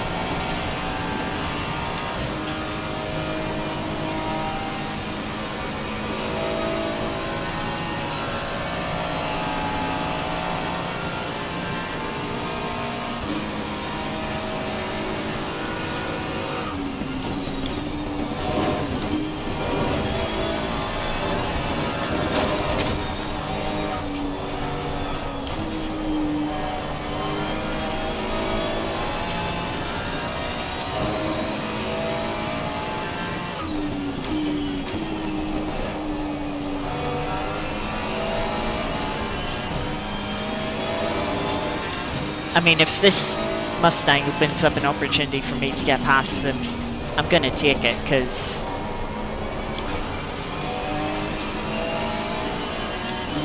I'm not clearly faster, but I'm definitely a little bit faster.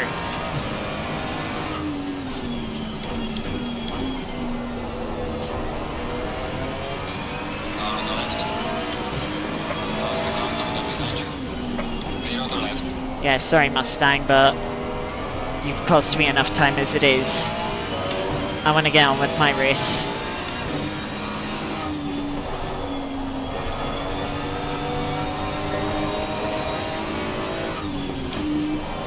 Mustang dives for pit lane 2, so it was a good time to get past them.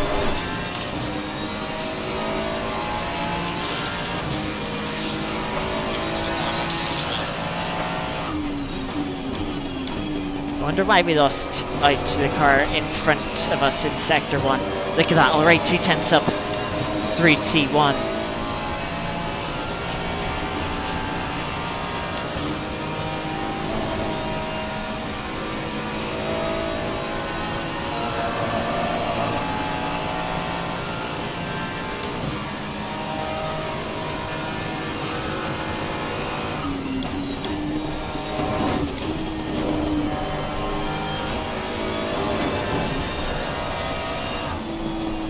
tidiest run through that chicane. Certainly not as tidy as we were last lap.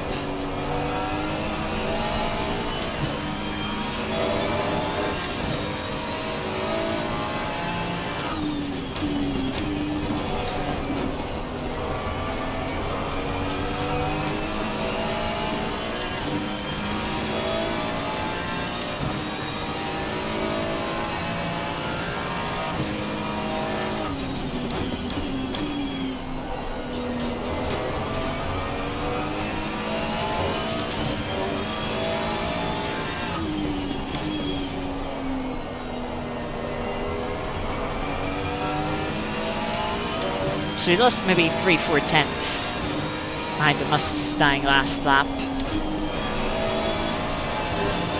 Maybe a little bit more on the previous lap.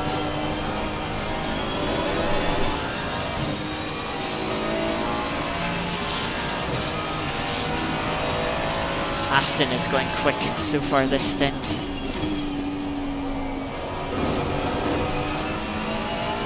Is chasing down the McLaren.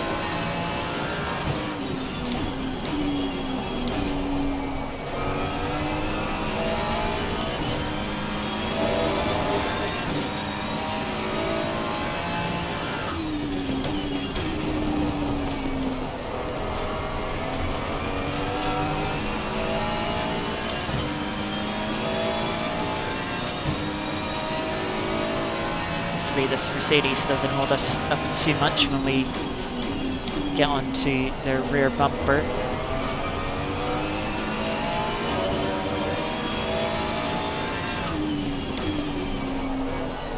Car disqualified for speeding in pit lane.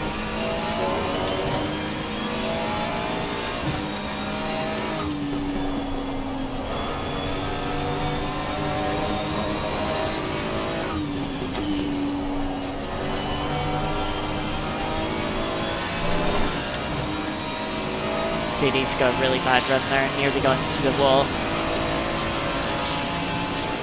On the left. Clear on the left.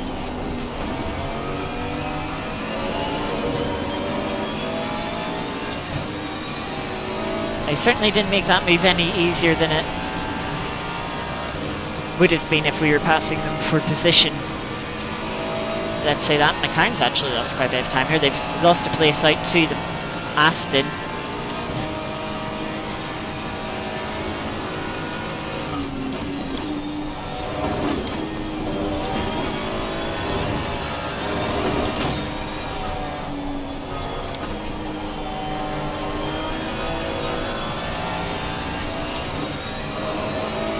So that McLaren did really well on the pit cycle.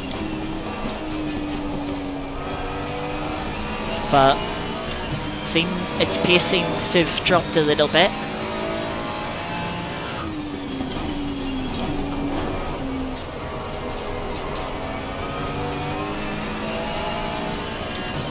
As we get further and further into the darkness here at Watkins Glen. Just under an hour to go in the race.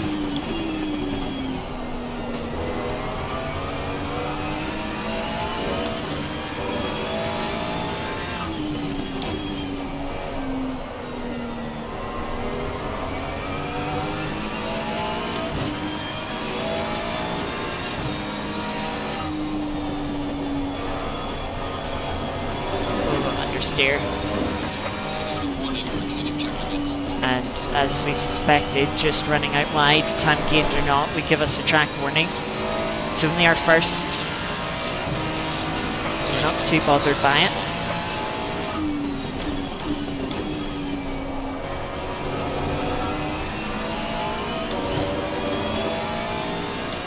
Good run through T1 there.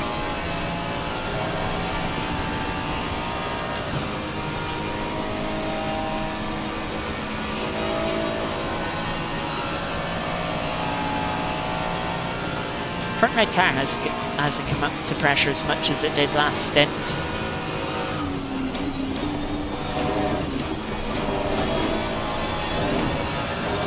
Bad line through the chicane there for the McLaren.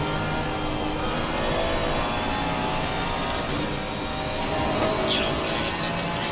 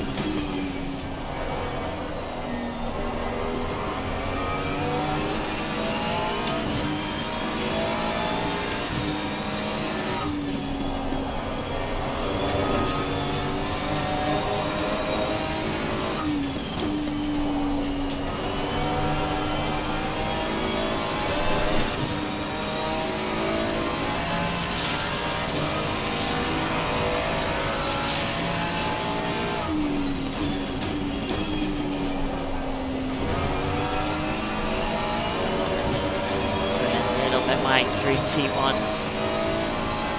It really seems to be the middle sector where we're quicker than the McLaren. It's sliding its way up the S's.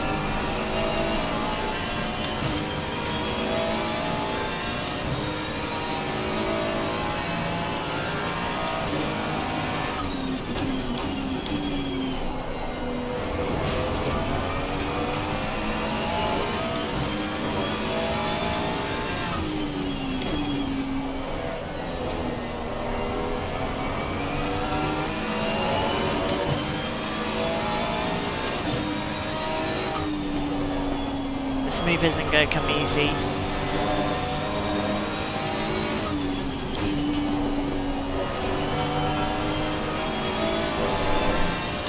When the McLaren puts a good lap together, they're matching our pace.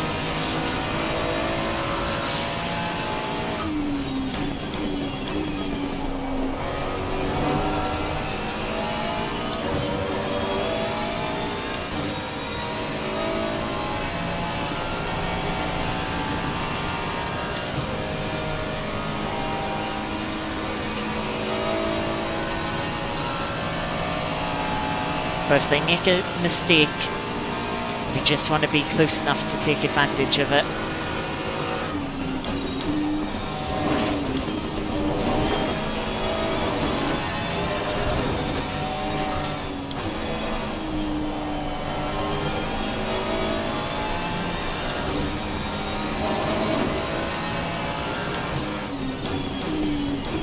Speaking of a mistake, the McLaren has made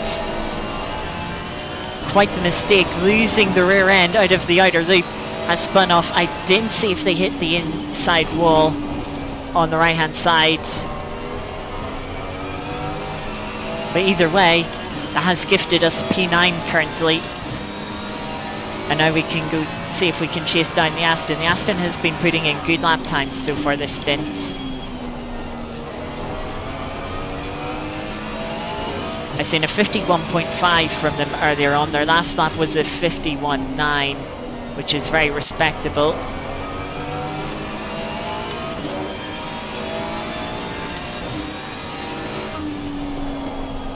So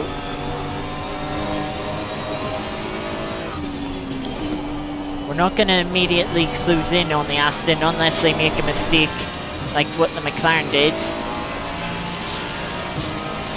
I will say, a couple of cars in front, the 297 McLaren had a 53-second lap time last lap. So we are closing in on them. That can end up they could end up being the next car that we pass.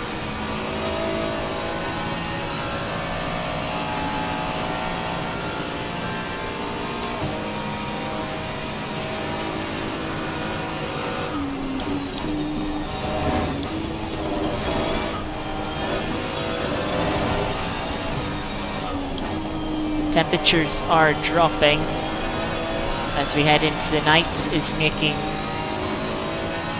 life a little easier on the tires.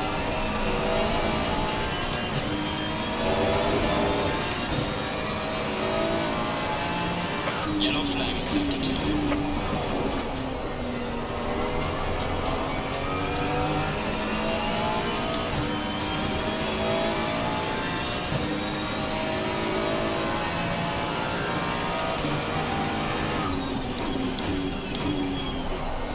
Seen the McLaren has dropped another 2 seconds, so I think they do have significant damage, which is a shame for them.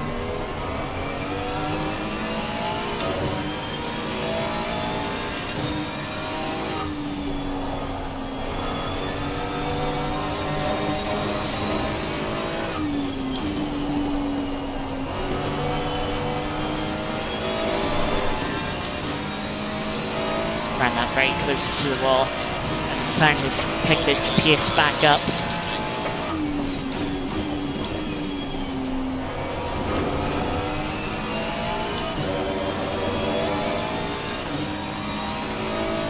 So it was just a slow lap from the McLaren.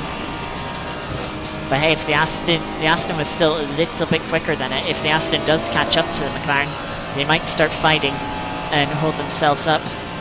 That could be what allows us to drag ourselves into the battle.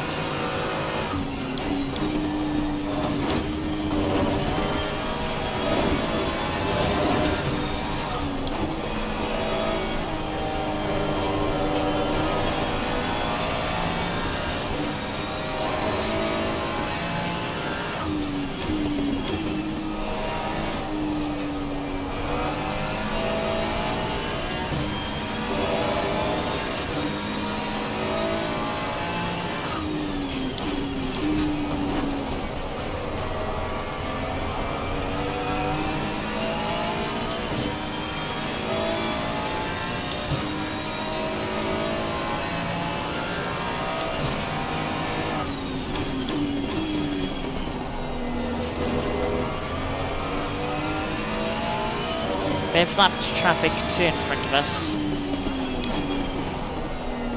Number 18 Porsche once again.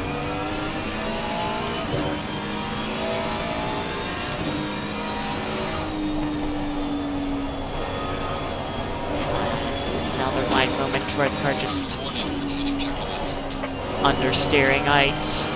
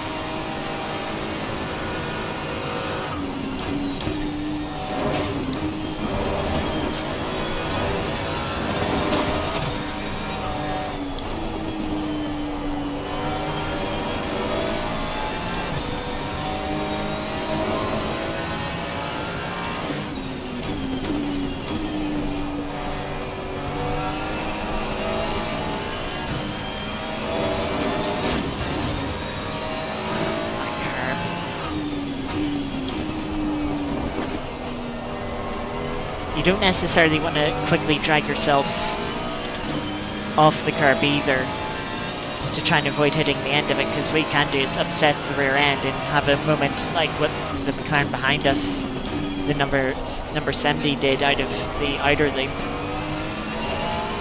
where you just spin yourself into the wall anyway.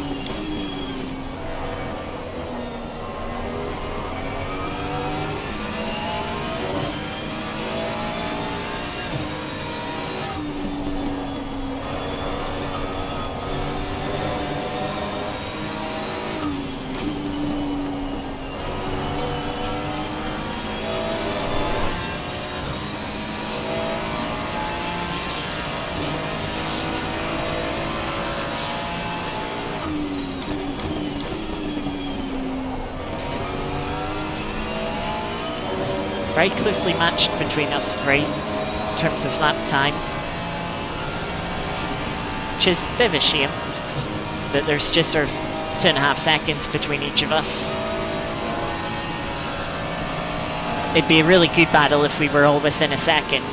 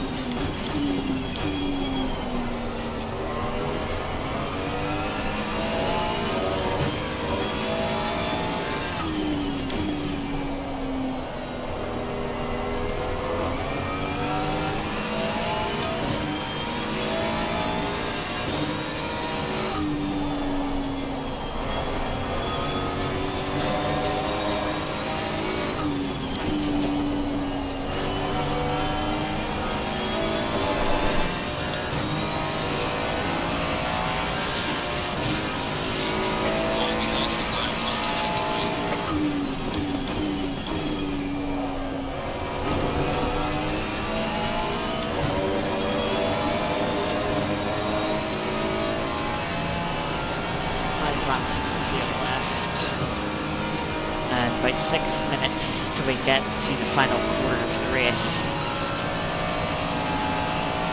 So we'll probably put in 54 litres of fuel.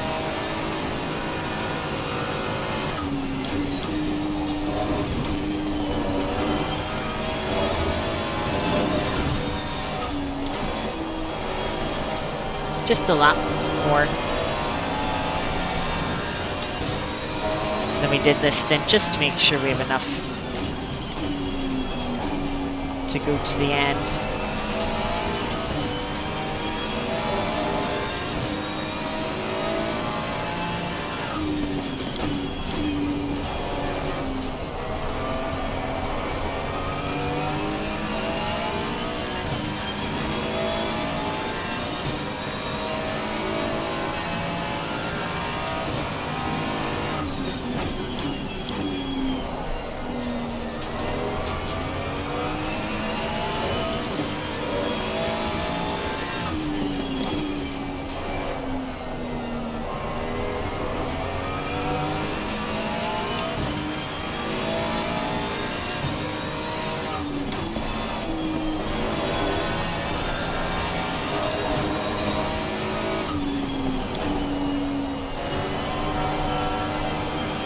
This doesn't seem just quite as good this stint as it was last stint.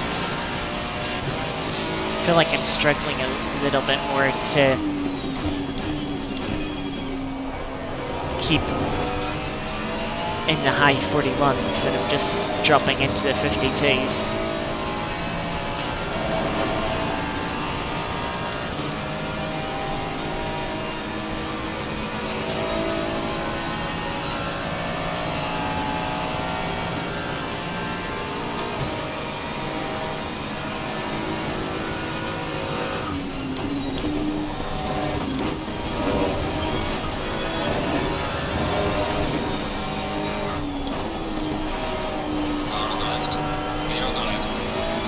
was a bit close for comfort on the rear left to the Porsche's front right.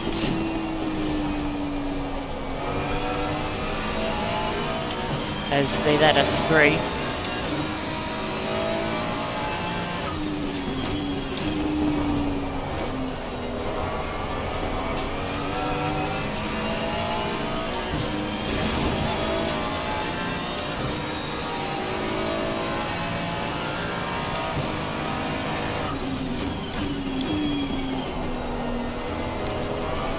You can also see P6, which is coincidentally enough number 6 Bentley,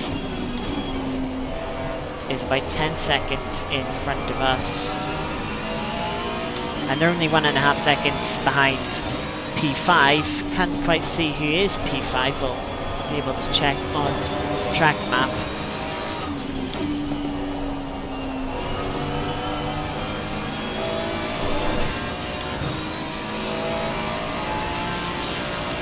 Actually might not be able to, since there seems to be a couple of lapped cars that they've just caught up to. So I run a bit deep into T1.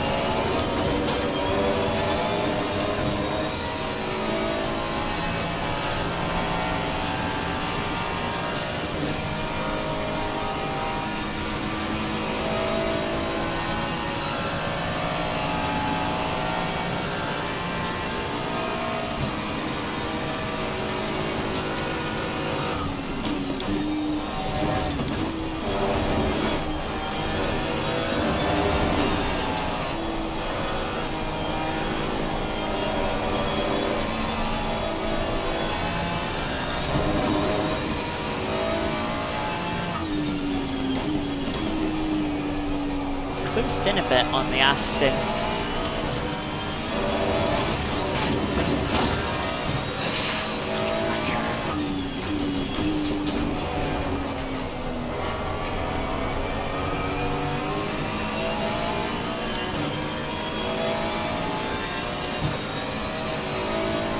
Yeah, we've closed up to the Aston a little bit, but we've not closed up to the McLaren, so Aston maybe making a little mistake late last lap or early this lap.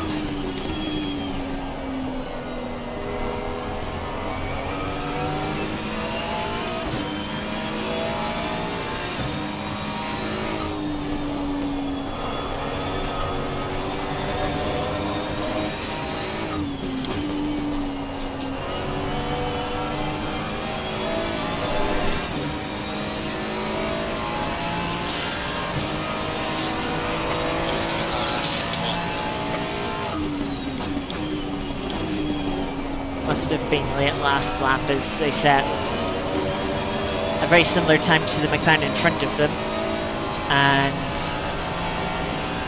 was a 10th quicker than we were.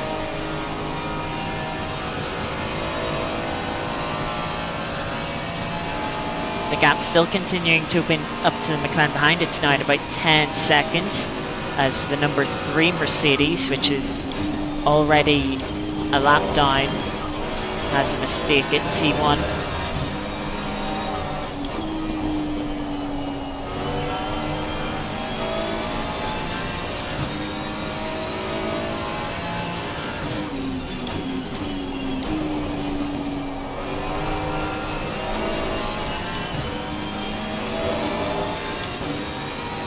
We have one more lap of fuel.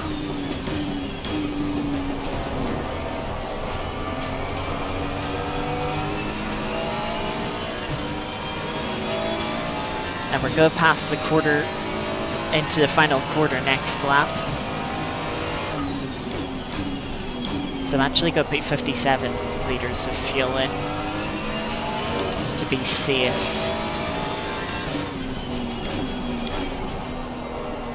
Yeah, because we're not quite making 36 minutes in this stint.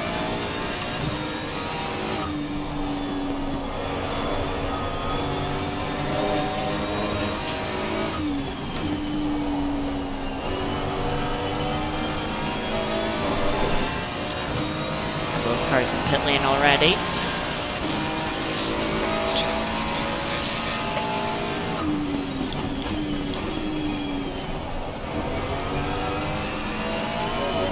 Now we did gain a little bit of time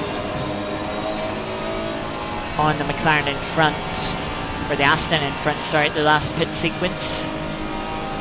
It's kind of for nothing though, getting held up behind the, at the time, leading Mustang. I'm going to set the pressures down to 5 since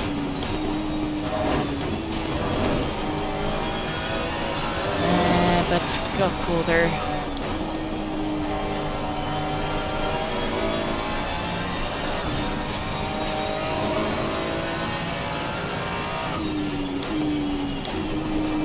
We'll not worry about fuel until we're actually in the pit lane.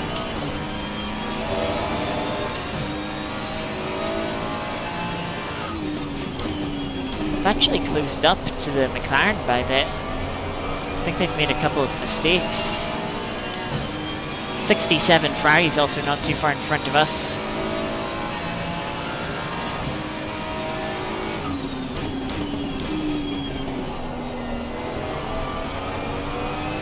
This could be a very intriguing final stint. Who knows which way it's gonna go. I think people are setting up pit strategies and they're getting distracted. They're losing time because of that.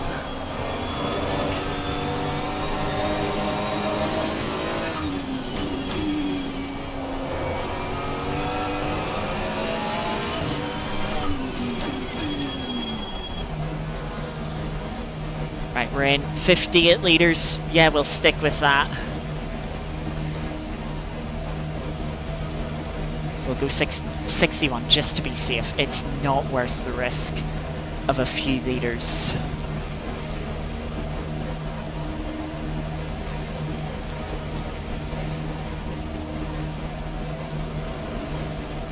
We've been straight up on the jacks every stop so far. Make that 3 for 3. Now, last stop, I hit the starter button like a split second too early, and it didn't start the car when I wanted it to. And that lost me about half a second. So I'm going to try and not do that this time. Because you can hit the starter button as soon as the car drops, and it can drop like half a second before the timer at the top of the screen actually counts to 0 and disappears. There was nearly 2 seconds early.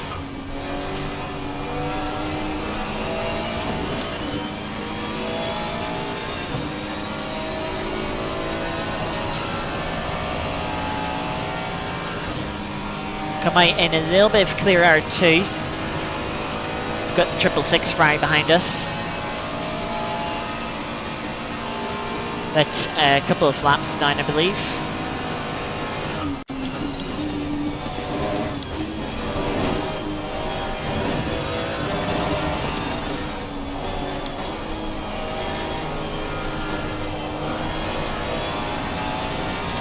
So we should be able to drive away from them. We do also have a Ford in front of us.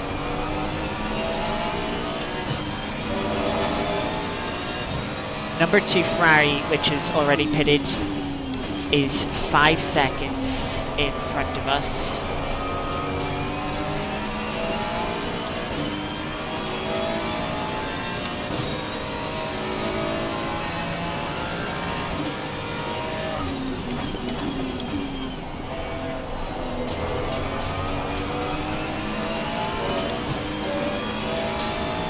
No takers for pit lane this time.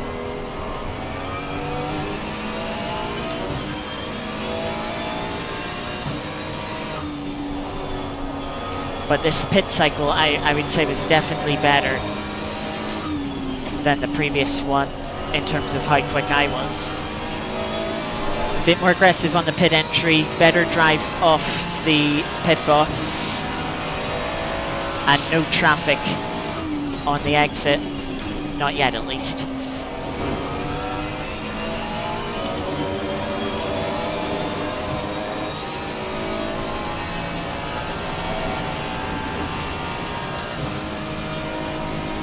There's that 97 Mustang behind us again. whereas the 224 Bentley is in front of us now. Just interesting how that's played out between last stops and these ones.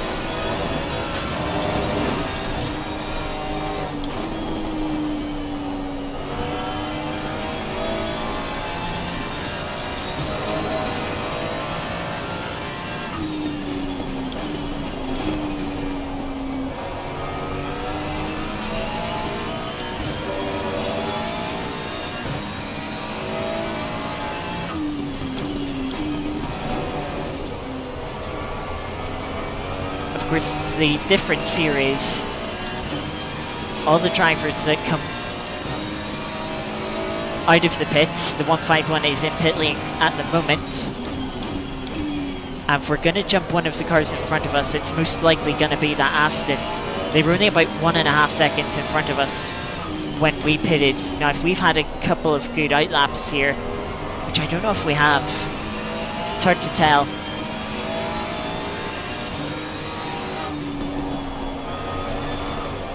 But if we have had a couple of good laps, we might be able to jump them if they've had poor in laps or been a little bit sloppy on their pit lane. They're already transiting down to the pit exit. Oh, it's going to be tight. There's a car leaving the pit lane, watch out. Faster cars approaching. So it's going to be tight. Car on the right. Clear on the right. We're going to swoop in front of them. We have jumped the 151 Aston in the final pit sequence.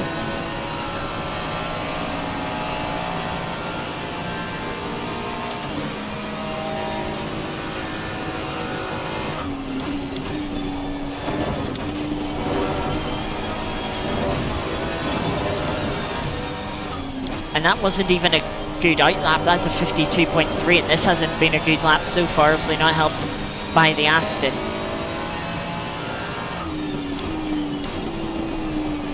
You know, but our in lap was looking possibly to be the quickest lap that we set last stint.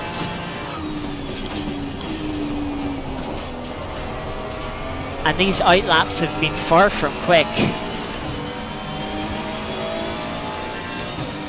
But as I was saying, the thing with the cars that are coming in a bit later is they're going to have fresher tyres for the rest of the race, which could just help them in a wheel-to-wheel fight. Just giving them a little bit more grip, a little bit more agility. But by having a slightly slower start to the stint, we'll also be just bringing the tyre in a little bit easier, not stressing it as much. And that just helps the tyre's performance throughout the entirety of the next stint. I feel like this is too slow. We're also coming up on some lapped cars.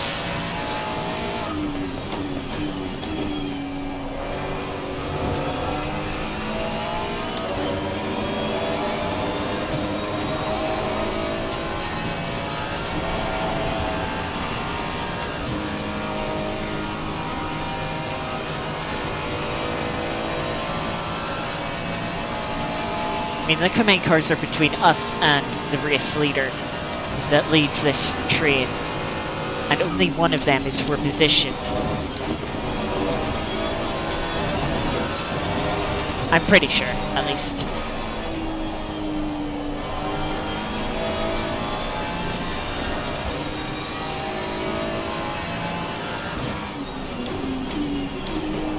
Also, the Aston has dropped 5 seconds back, which is quite a bit of time. Now this could get a little bit awkward here as the Mustang, I say it's going to get awkward, but the Mustang that we were coming up to lap was also coming up to lap all of the cars in front of us as well. But the Mustang has let us through first, which is appreciated.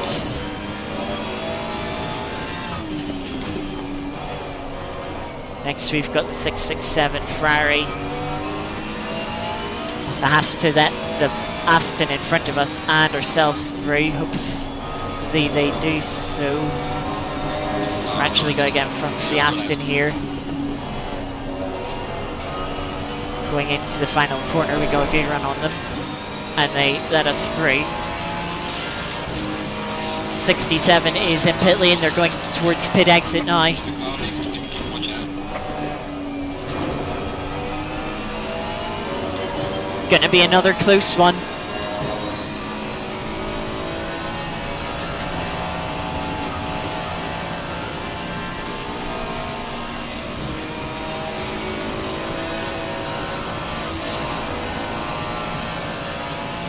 I don't know how I started getting so much momentum there. But that's really annoying.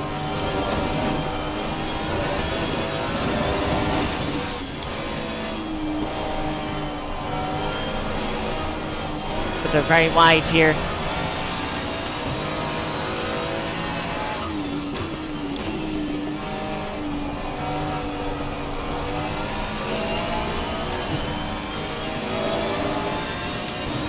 Oh, this is costing us time and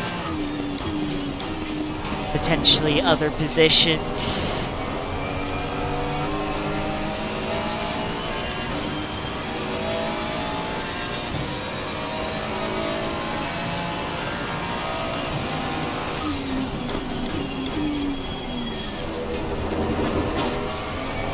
Fry being very risky there.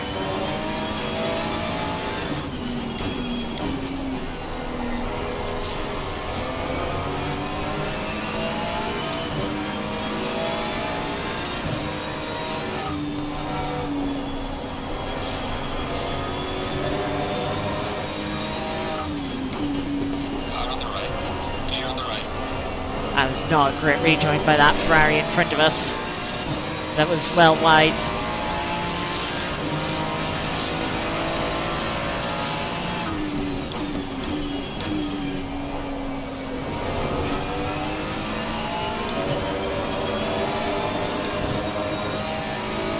Gosh, time we lost last lap at 54.5. Disgusting. A little bit of a slide from the car up the S's.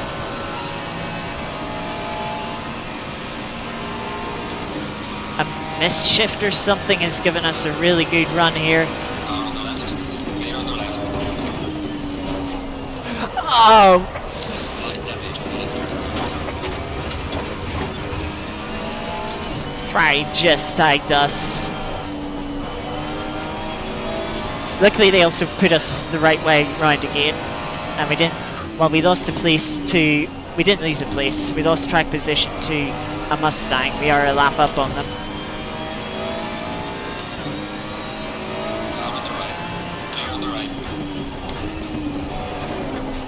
And they do that through. I've lost all force feedback for some reason.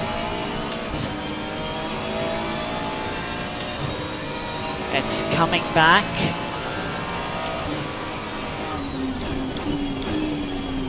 Yeah, it seems to be fine again.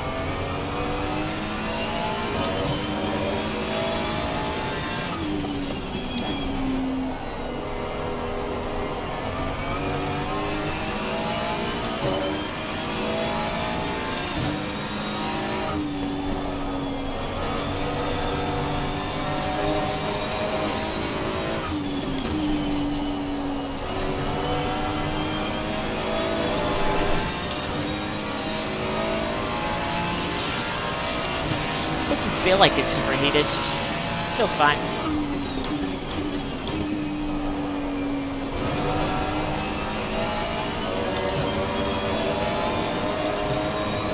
It was only for a brief moment.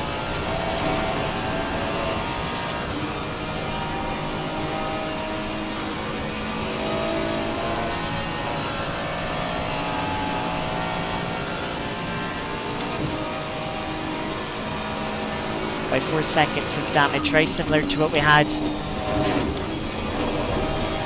in the first race.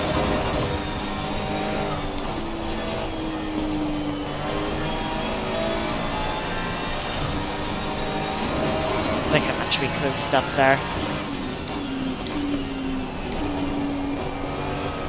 Fry is wide.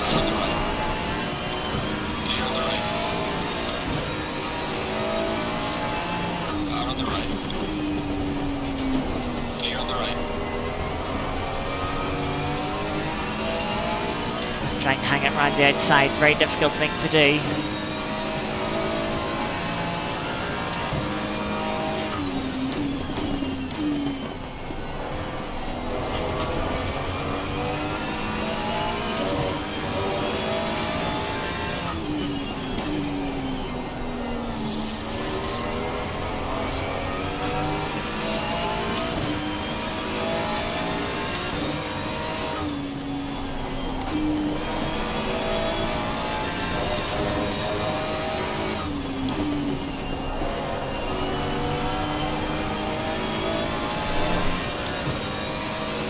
And a half minutes to go in the race.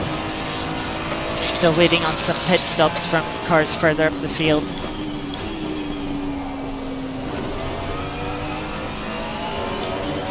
I think a good run through T1.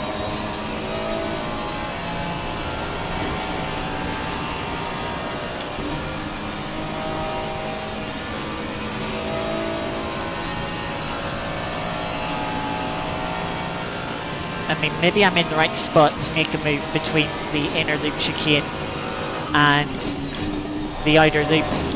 Fry's gone in too deep. It just shut down that door.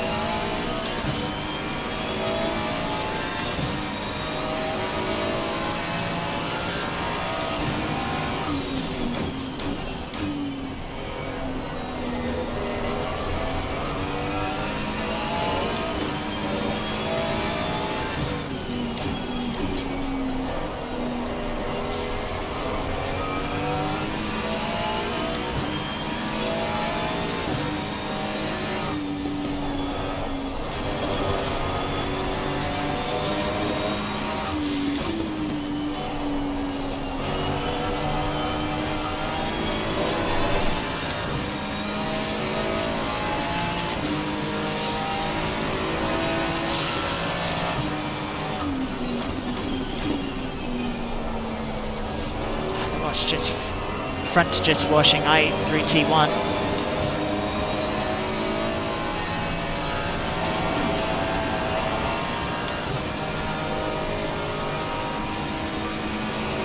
Ooh, Fry nearly had the wall there.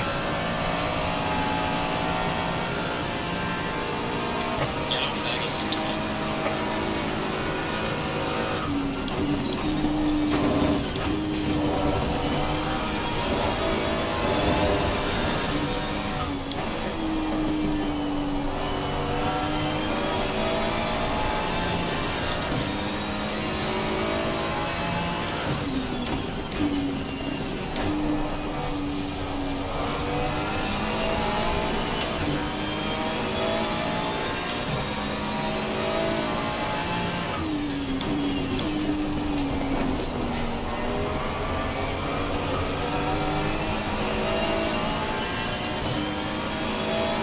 BMW there.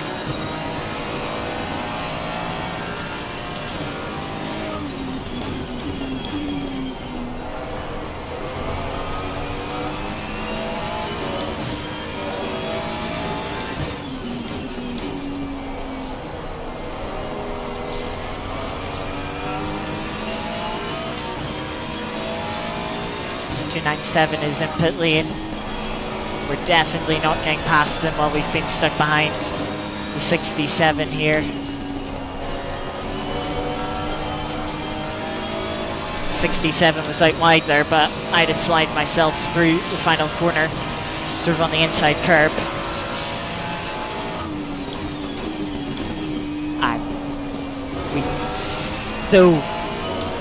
We 100% would have jumped the McLaren had we not been stuck behind the Ferrari that is in front of us now. They'll have contact there. I still don't know how we're getting such a good run up the hill when we don't have anything coming out of T1.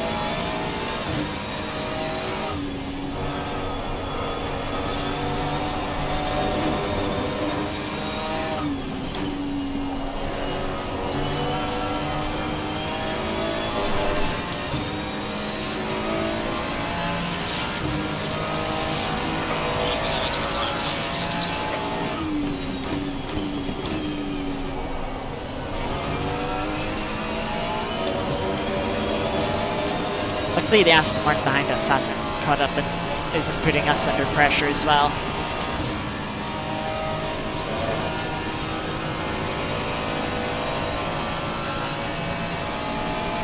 I think that's the first DT we've seen for track limits this race.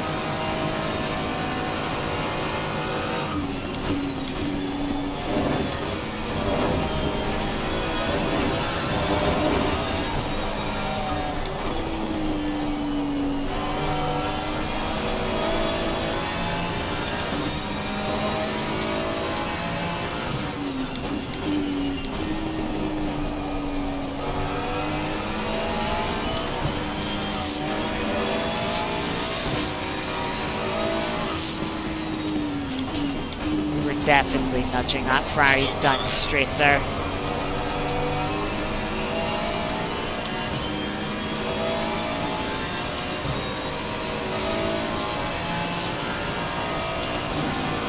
Car on the left. Clear on the left.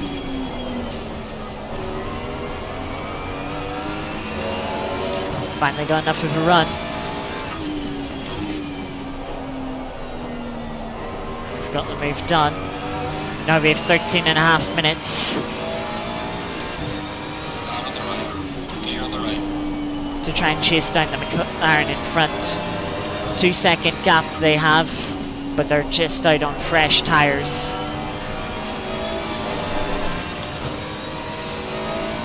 Whereas our tyres are 20 minutes old at this point.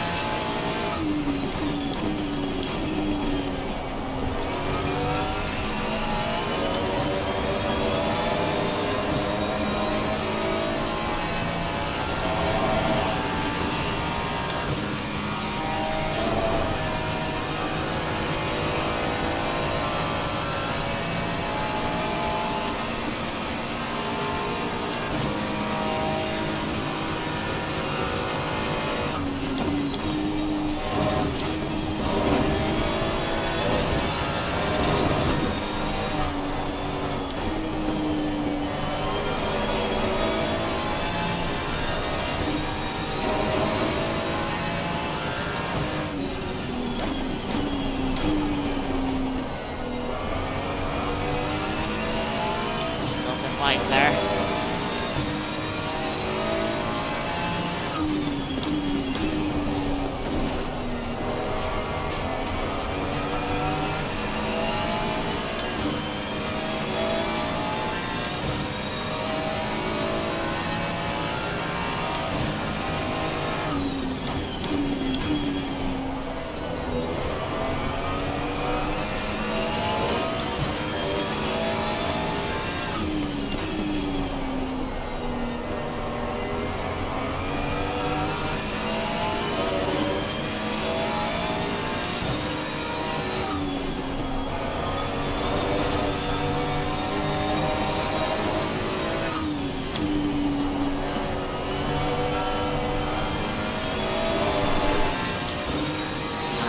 comes in.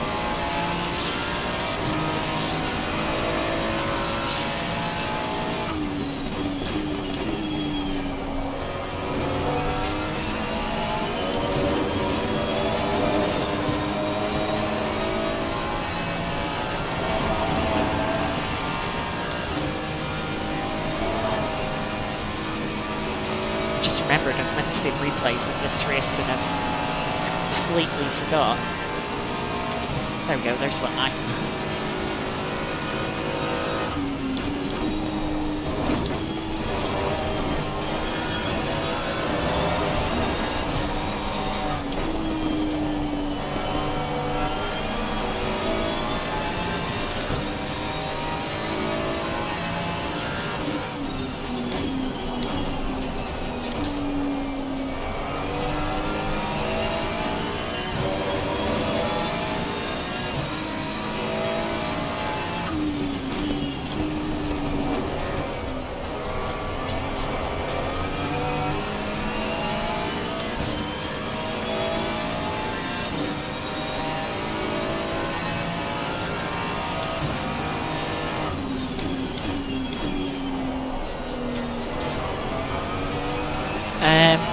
It's up to a certain file size.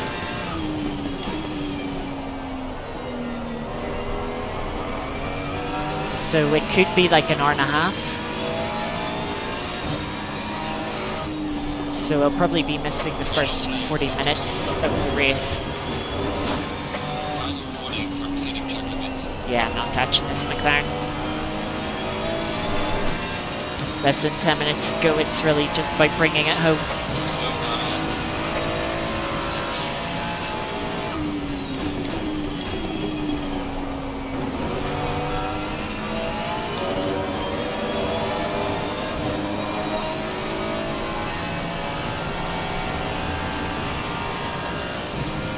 I think it damaged the tyres a bit behind the Ferrari. In the dirty air, sliding the car.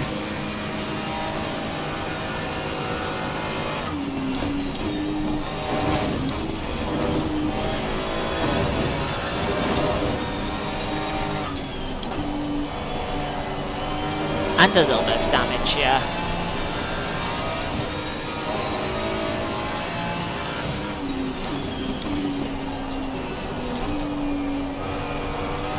There's a slow car behind.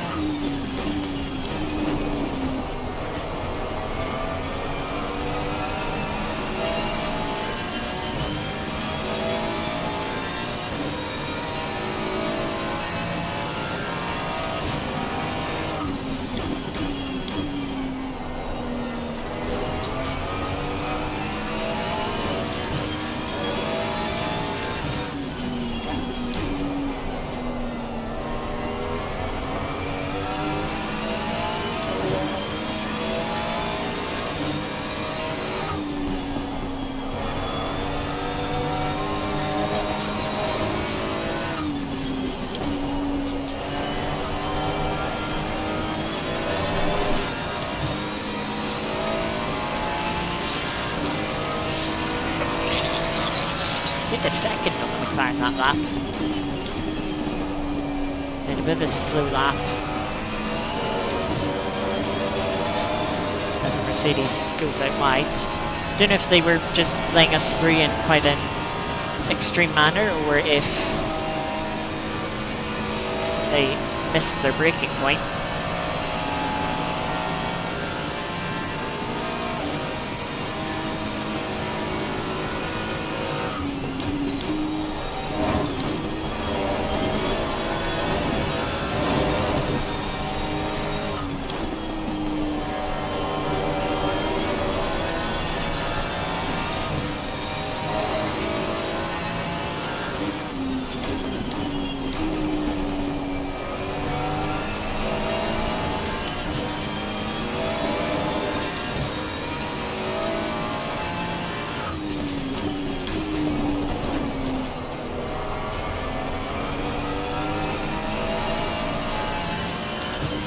Trying not to slide the rear end through that right-hander.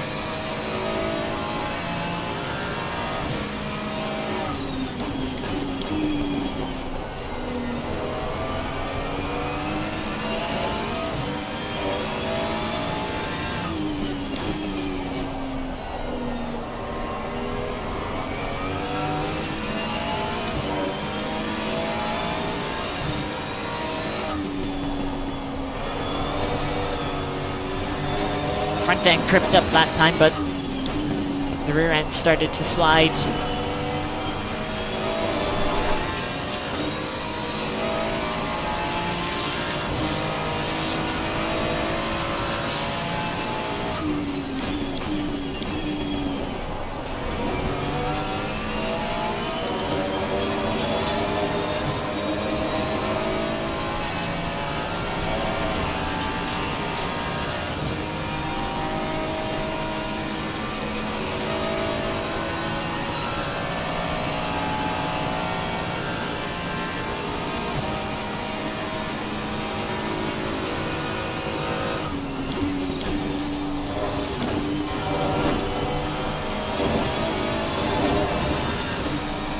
Car on the left.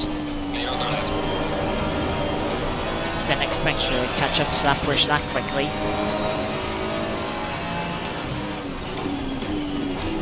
666 cars crashed in the final corner.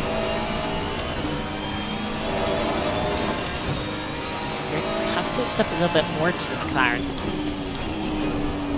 Wonder if they just got a bad run through the chicane.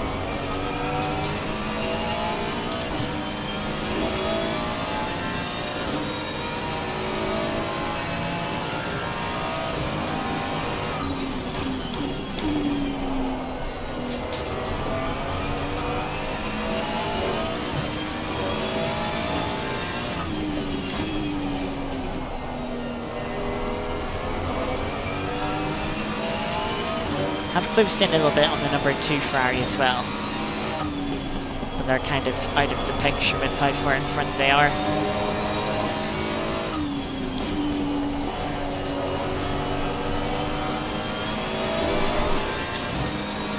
I would say 3 laps to go here. Looking at where the leader is.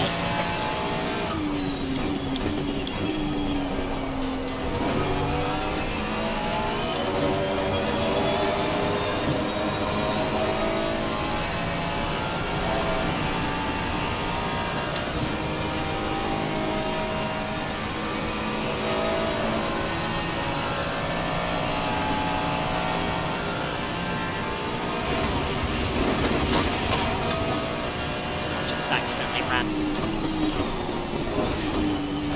on the grass a bit there.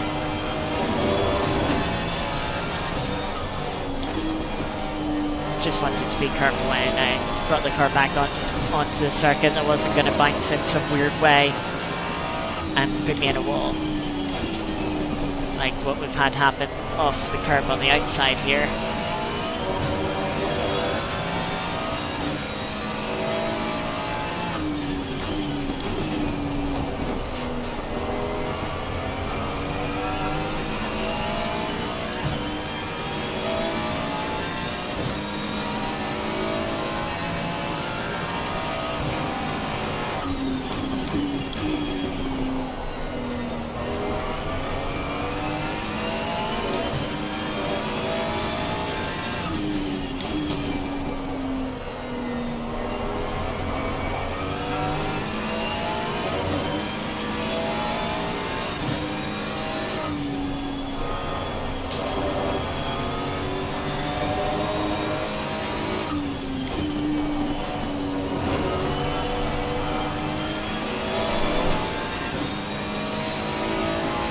Two laps to go.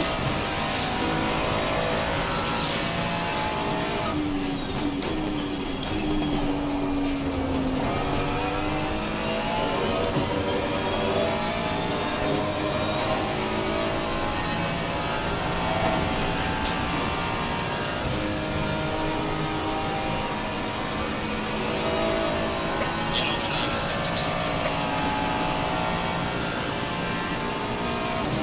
Number 18 has bent it and RTG'd. Leaders on 5 on that. Bent it the same place that the 70 McLaren did earlier this race while we were behind them on the right hand side there.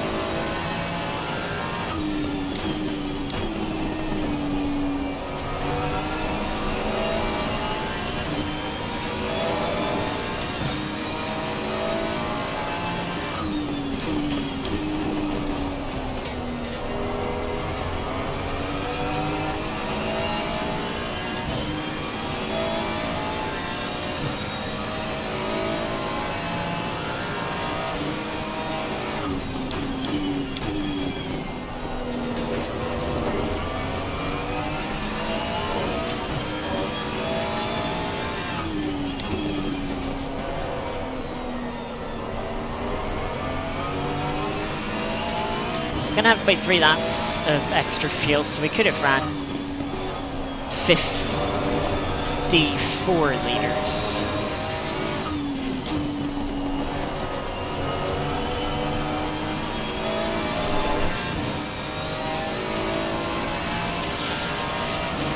As we start the final lap.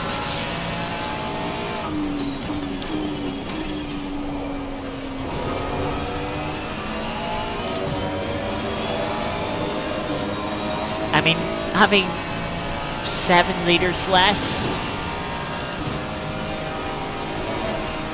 would have helped a little bit on the out laps, getting in front of the Ferrari.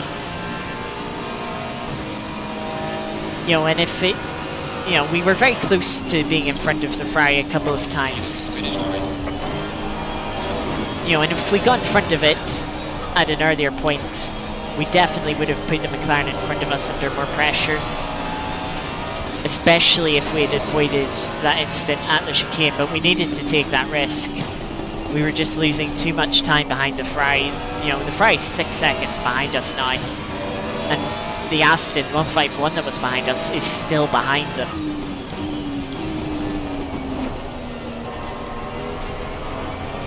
You know, if we pulled that move off at the chicane, we'd have beat the McLaren in front of us. I don't think there's any question about it. If we didn't come out behind the 67 Ferrari, I think we would have pressured the number 2 Ferrari. They're only 11 seconds in front of us now.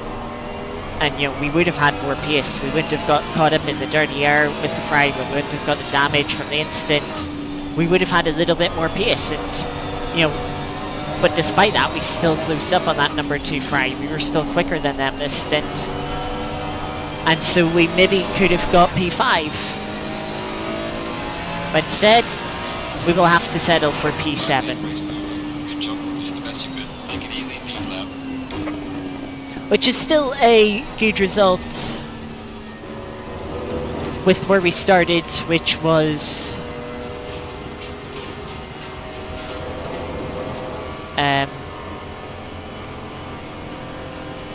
where we started, which was 21st? Yeah, 21st.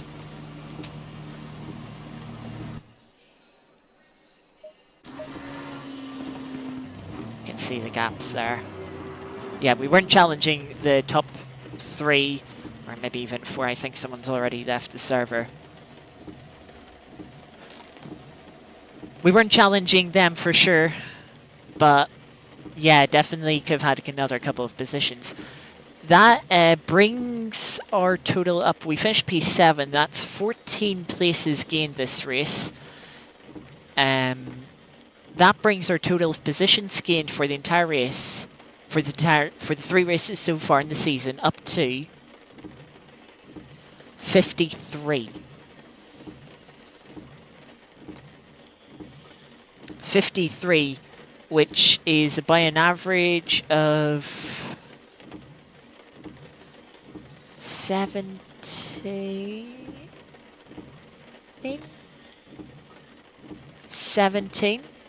I think, yeah, an average of 17 places gained each race, which is a really good average. But yeah, we see the final results there. And the session ticks forward. Show them what you got. And it's dry again. That was fun. The main thing I'm glad about is that the incidents we had were not severe incidents. Like, yeah, it wasn't ideal to have them. Like, the first one was completely avoidable by the BMW. They just ran into the back of us. And, oh yeah, I did want to check that. The main thing I want to check in this replay... Only gone on 15 minutes of it. The funny thing is, this first replay is an hour and 15 minutes. The second replay is an hour and 29.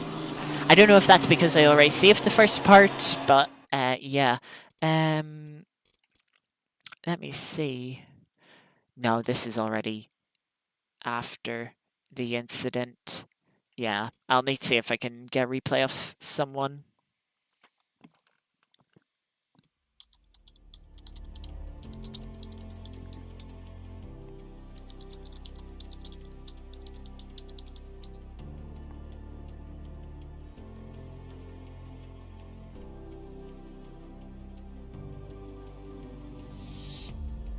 Um,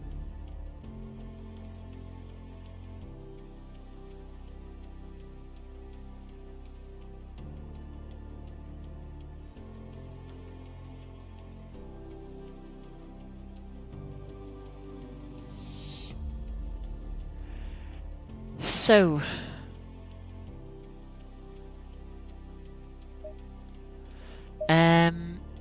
with that done, we're already over 3 hours into the stream. With that done, we're going to do a bit of Art of Rally. Go to the daily event, see where we sit in the weekly event.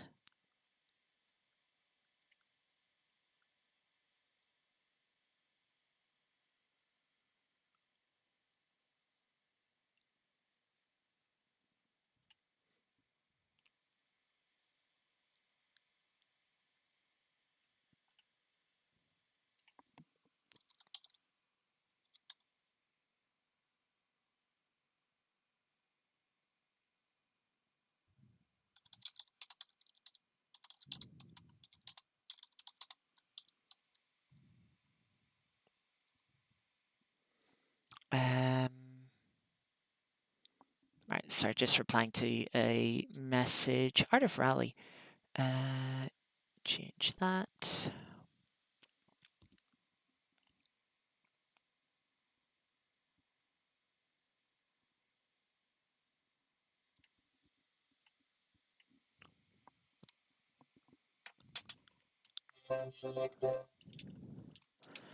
And here we go. Right, let's see where we are in the weekly event. Again, if you haven't seen the Art of Rally this week, messed up the weekly event.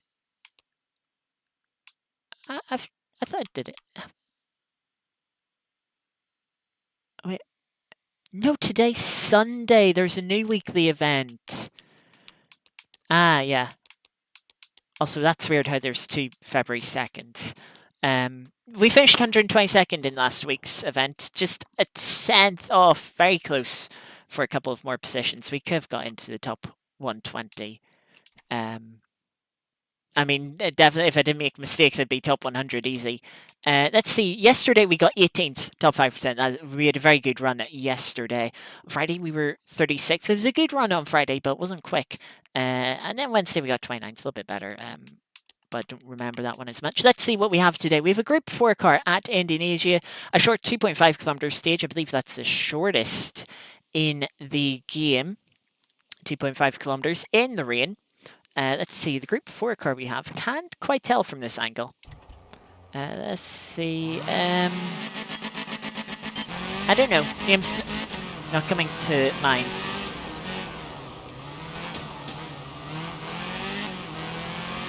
I was going to say, alright, let's buckle in. This is going to be a quick stage, but it's not going to be that quick in a Group 4 car in the rain.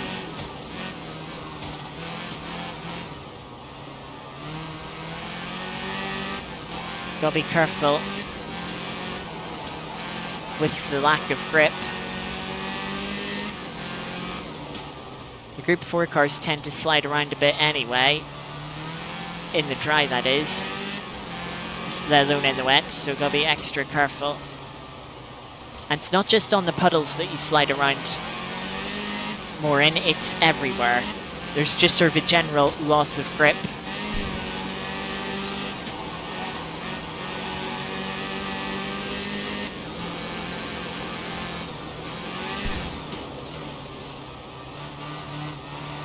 There's the finish already. It was still a very short stage. 1 minute 6.005. That puts us P12, top 3%. That's a very good run.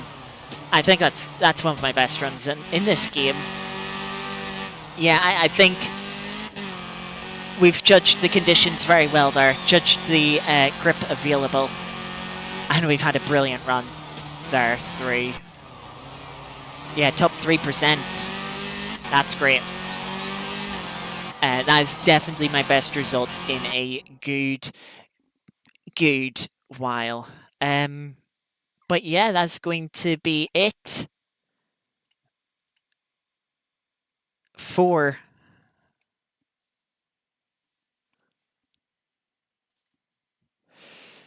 today. That was a good race. Another good race. It was a shock surprise to see rain on the grid. But again, like with Misano, I would say the rain worked in our favor. That was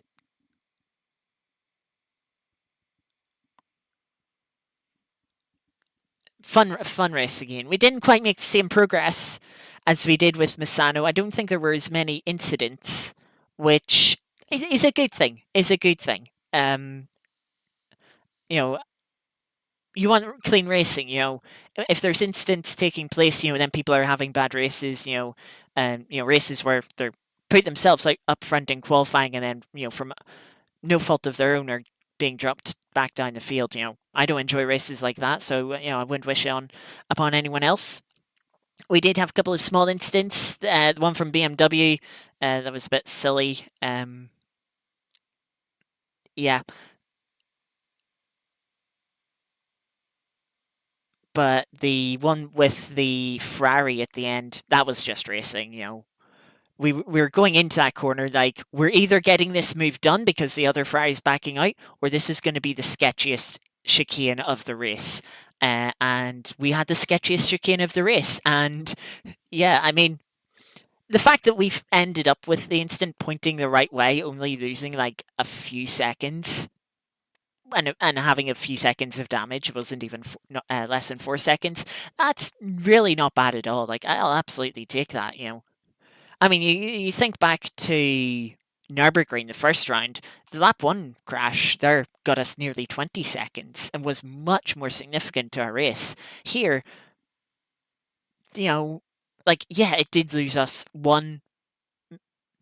at least one position. But I would say that instant start of Nürburgring cost us plenty more. And yeah, it's a weird thing, if you think, right, if we didn't have that incident with the BMW, because that lost us a couple of seconds in the moment, then we had to repass the BMW, losing us another second or so. And then we lost the time for repairing the damage in pit lane. Okay, we still would have had like a second from the damage I got at the final corner. That one's on me. Hold my hands up to that one. But yeah, that was a few seconds. And, we would have been, the cars that we were chasing down, we would have caught up to sooner. We wouldn't have lost time behind that leading Mustang when we came out of the pits the second time.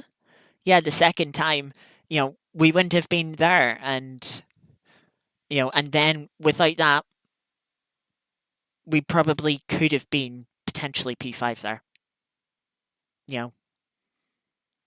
That's how close it was. But the fact it was that close is an indication that it was a really good race. And yeah, I really enjoyed it. When, the biggest thing you're annoyed about is being held behind a car that was like a second slower than you for a while. And like a couple of instances, it got you 3-4 seconds of damage. It's not been a bad run. I mean, yeah, we avoided all that. Misano, we got like a couple of seconds of damage at most. But, I mean, especially for Watkins, Glen, I mean, we've seen what happened lap one. I even forgot about lap one, where we were literally braking for T1 with another Ferrari, the 666, at a complete 90-degree angle right in front of us. And through no fault of their own, was the car that went boating into T1. And straight into the door of the number 9 Aston that was in front of us. And to be fair to the 9 Aston, like, they were keeping up pretty well with the damage that they had. like they were still a couple of seconds behind us. Okay, they switched driver, and I think that driver then binned it on their opening out lap. Awkward. But, up until then, their first driver was doing very good. So, yeah. Was not expecting rain today, but it led to a very good race. Next week, as we're at the end of Sunday now, next week, next Sunday, I will say, there may or may not be a stream, but there will not be a 2.4-hour race.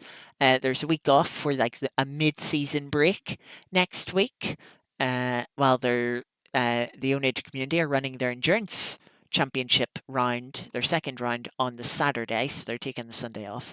But for us, we have the Mon Ultimate Monday, Wednesday, Friday. On Monday, 9 p.m. UK time, which is like half an hour ago. 40 minutes ago, actually, tomorrow. We have our final Monday race in the LMP2 cars, sharing the track with GTE cars.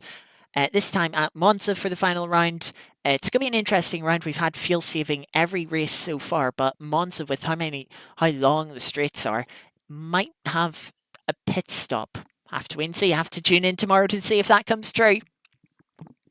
And see how the strategy plays out on Monday. On Wednesday, we're back in our Hypercar series, this time for 90 minutes of Interlagos. We had good race, unfortunate instant. No, that wasn't that race. We had an unfortunate instant in last week. No, we had a good race. It was a good race. It was a 1 hour race we had at Sebring this week. A 90-minute race coming up next week from 6. Is it 6:30 or 7 p.m.? It's 6:30 p.m. So starting same time as today's stream did on Wednesday. We have that coming up. And 90 minutes of Interlagos in Hypercars for our second round of our Wednesday series. And then on Friday, we have the continuation of our GT3 series. 80 minutes around Bahrain this time. We did race in Bahrain back in December in the LMP2 cars. That was interesting for a second race. We got pole position that race, messed up the start sequence, and so started from pit lane, having a good comeback, made a mistake, getting caught out with the slower GT3 traffic while we were fighting an LMP2 car for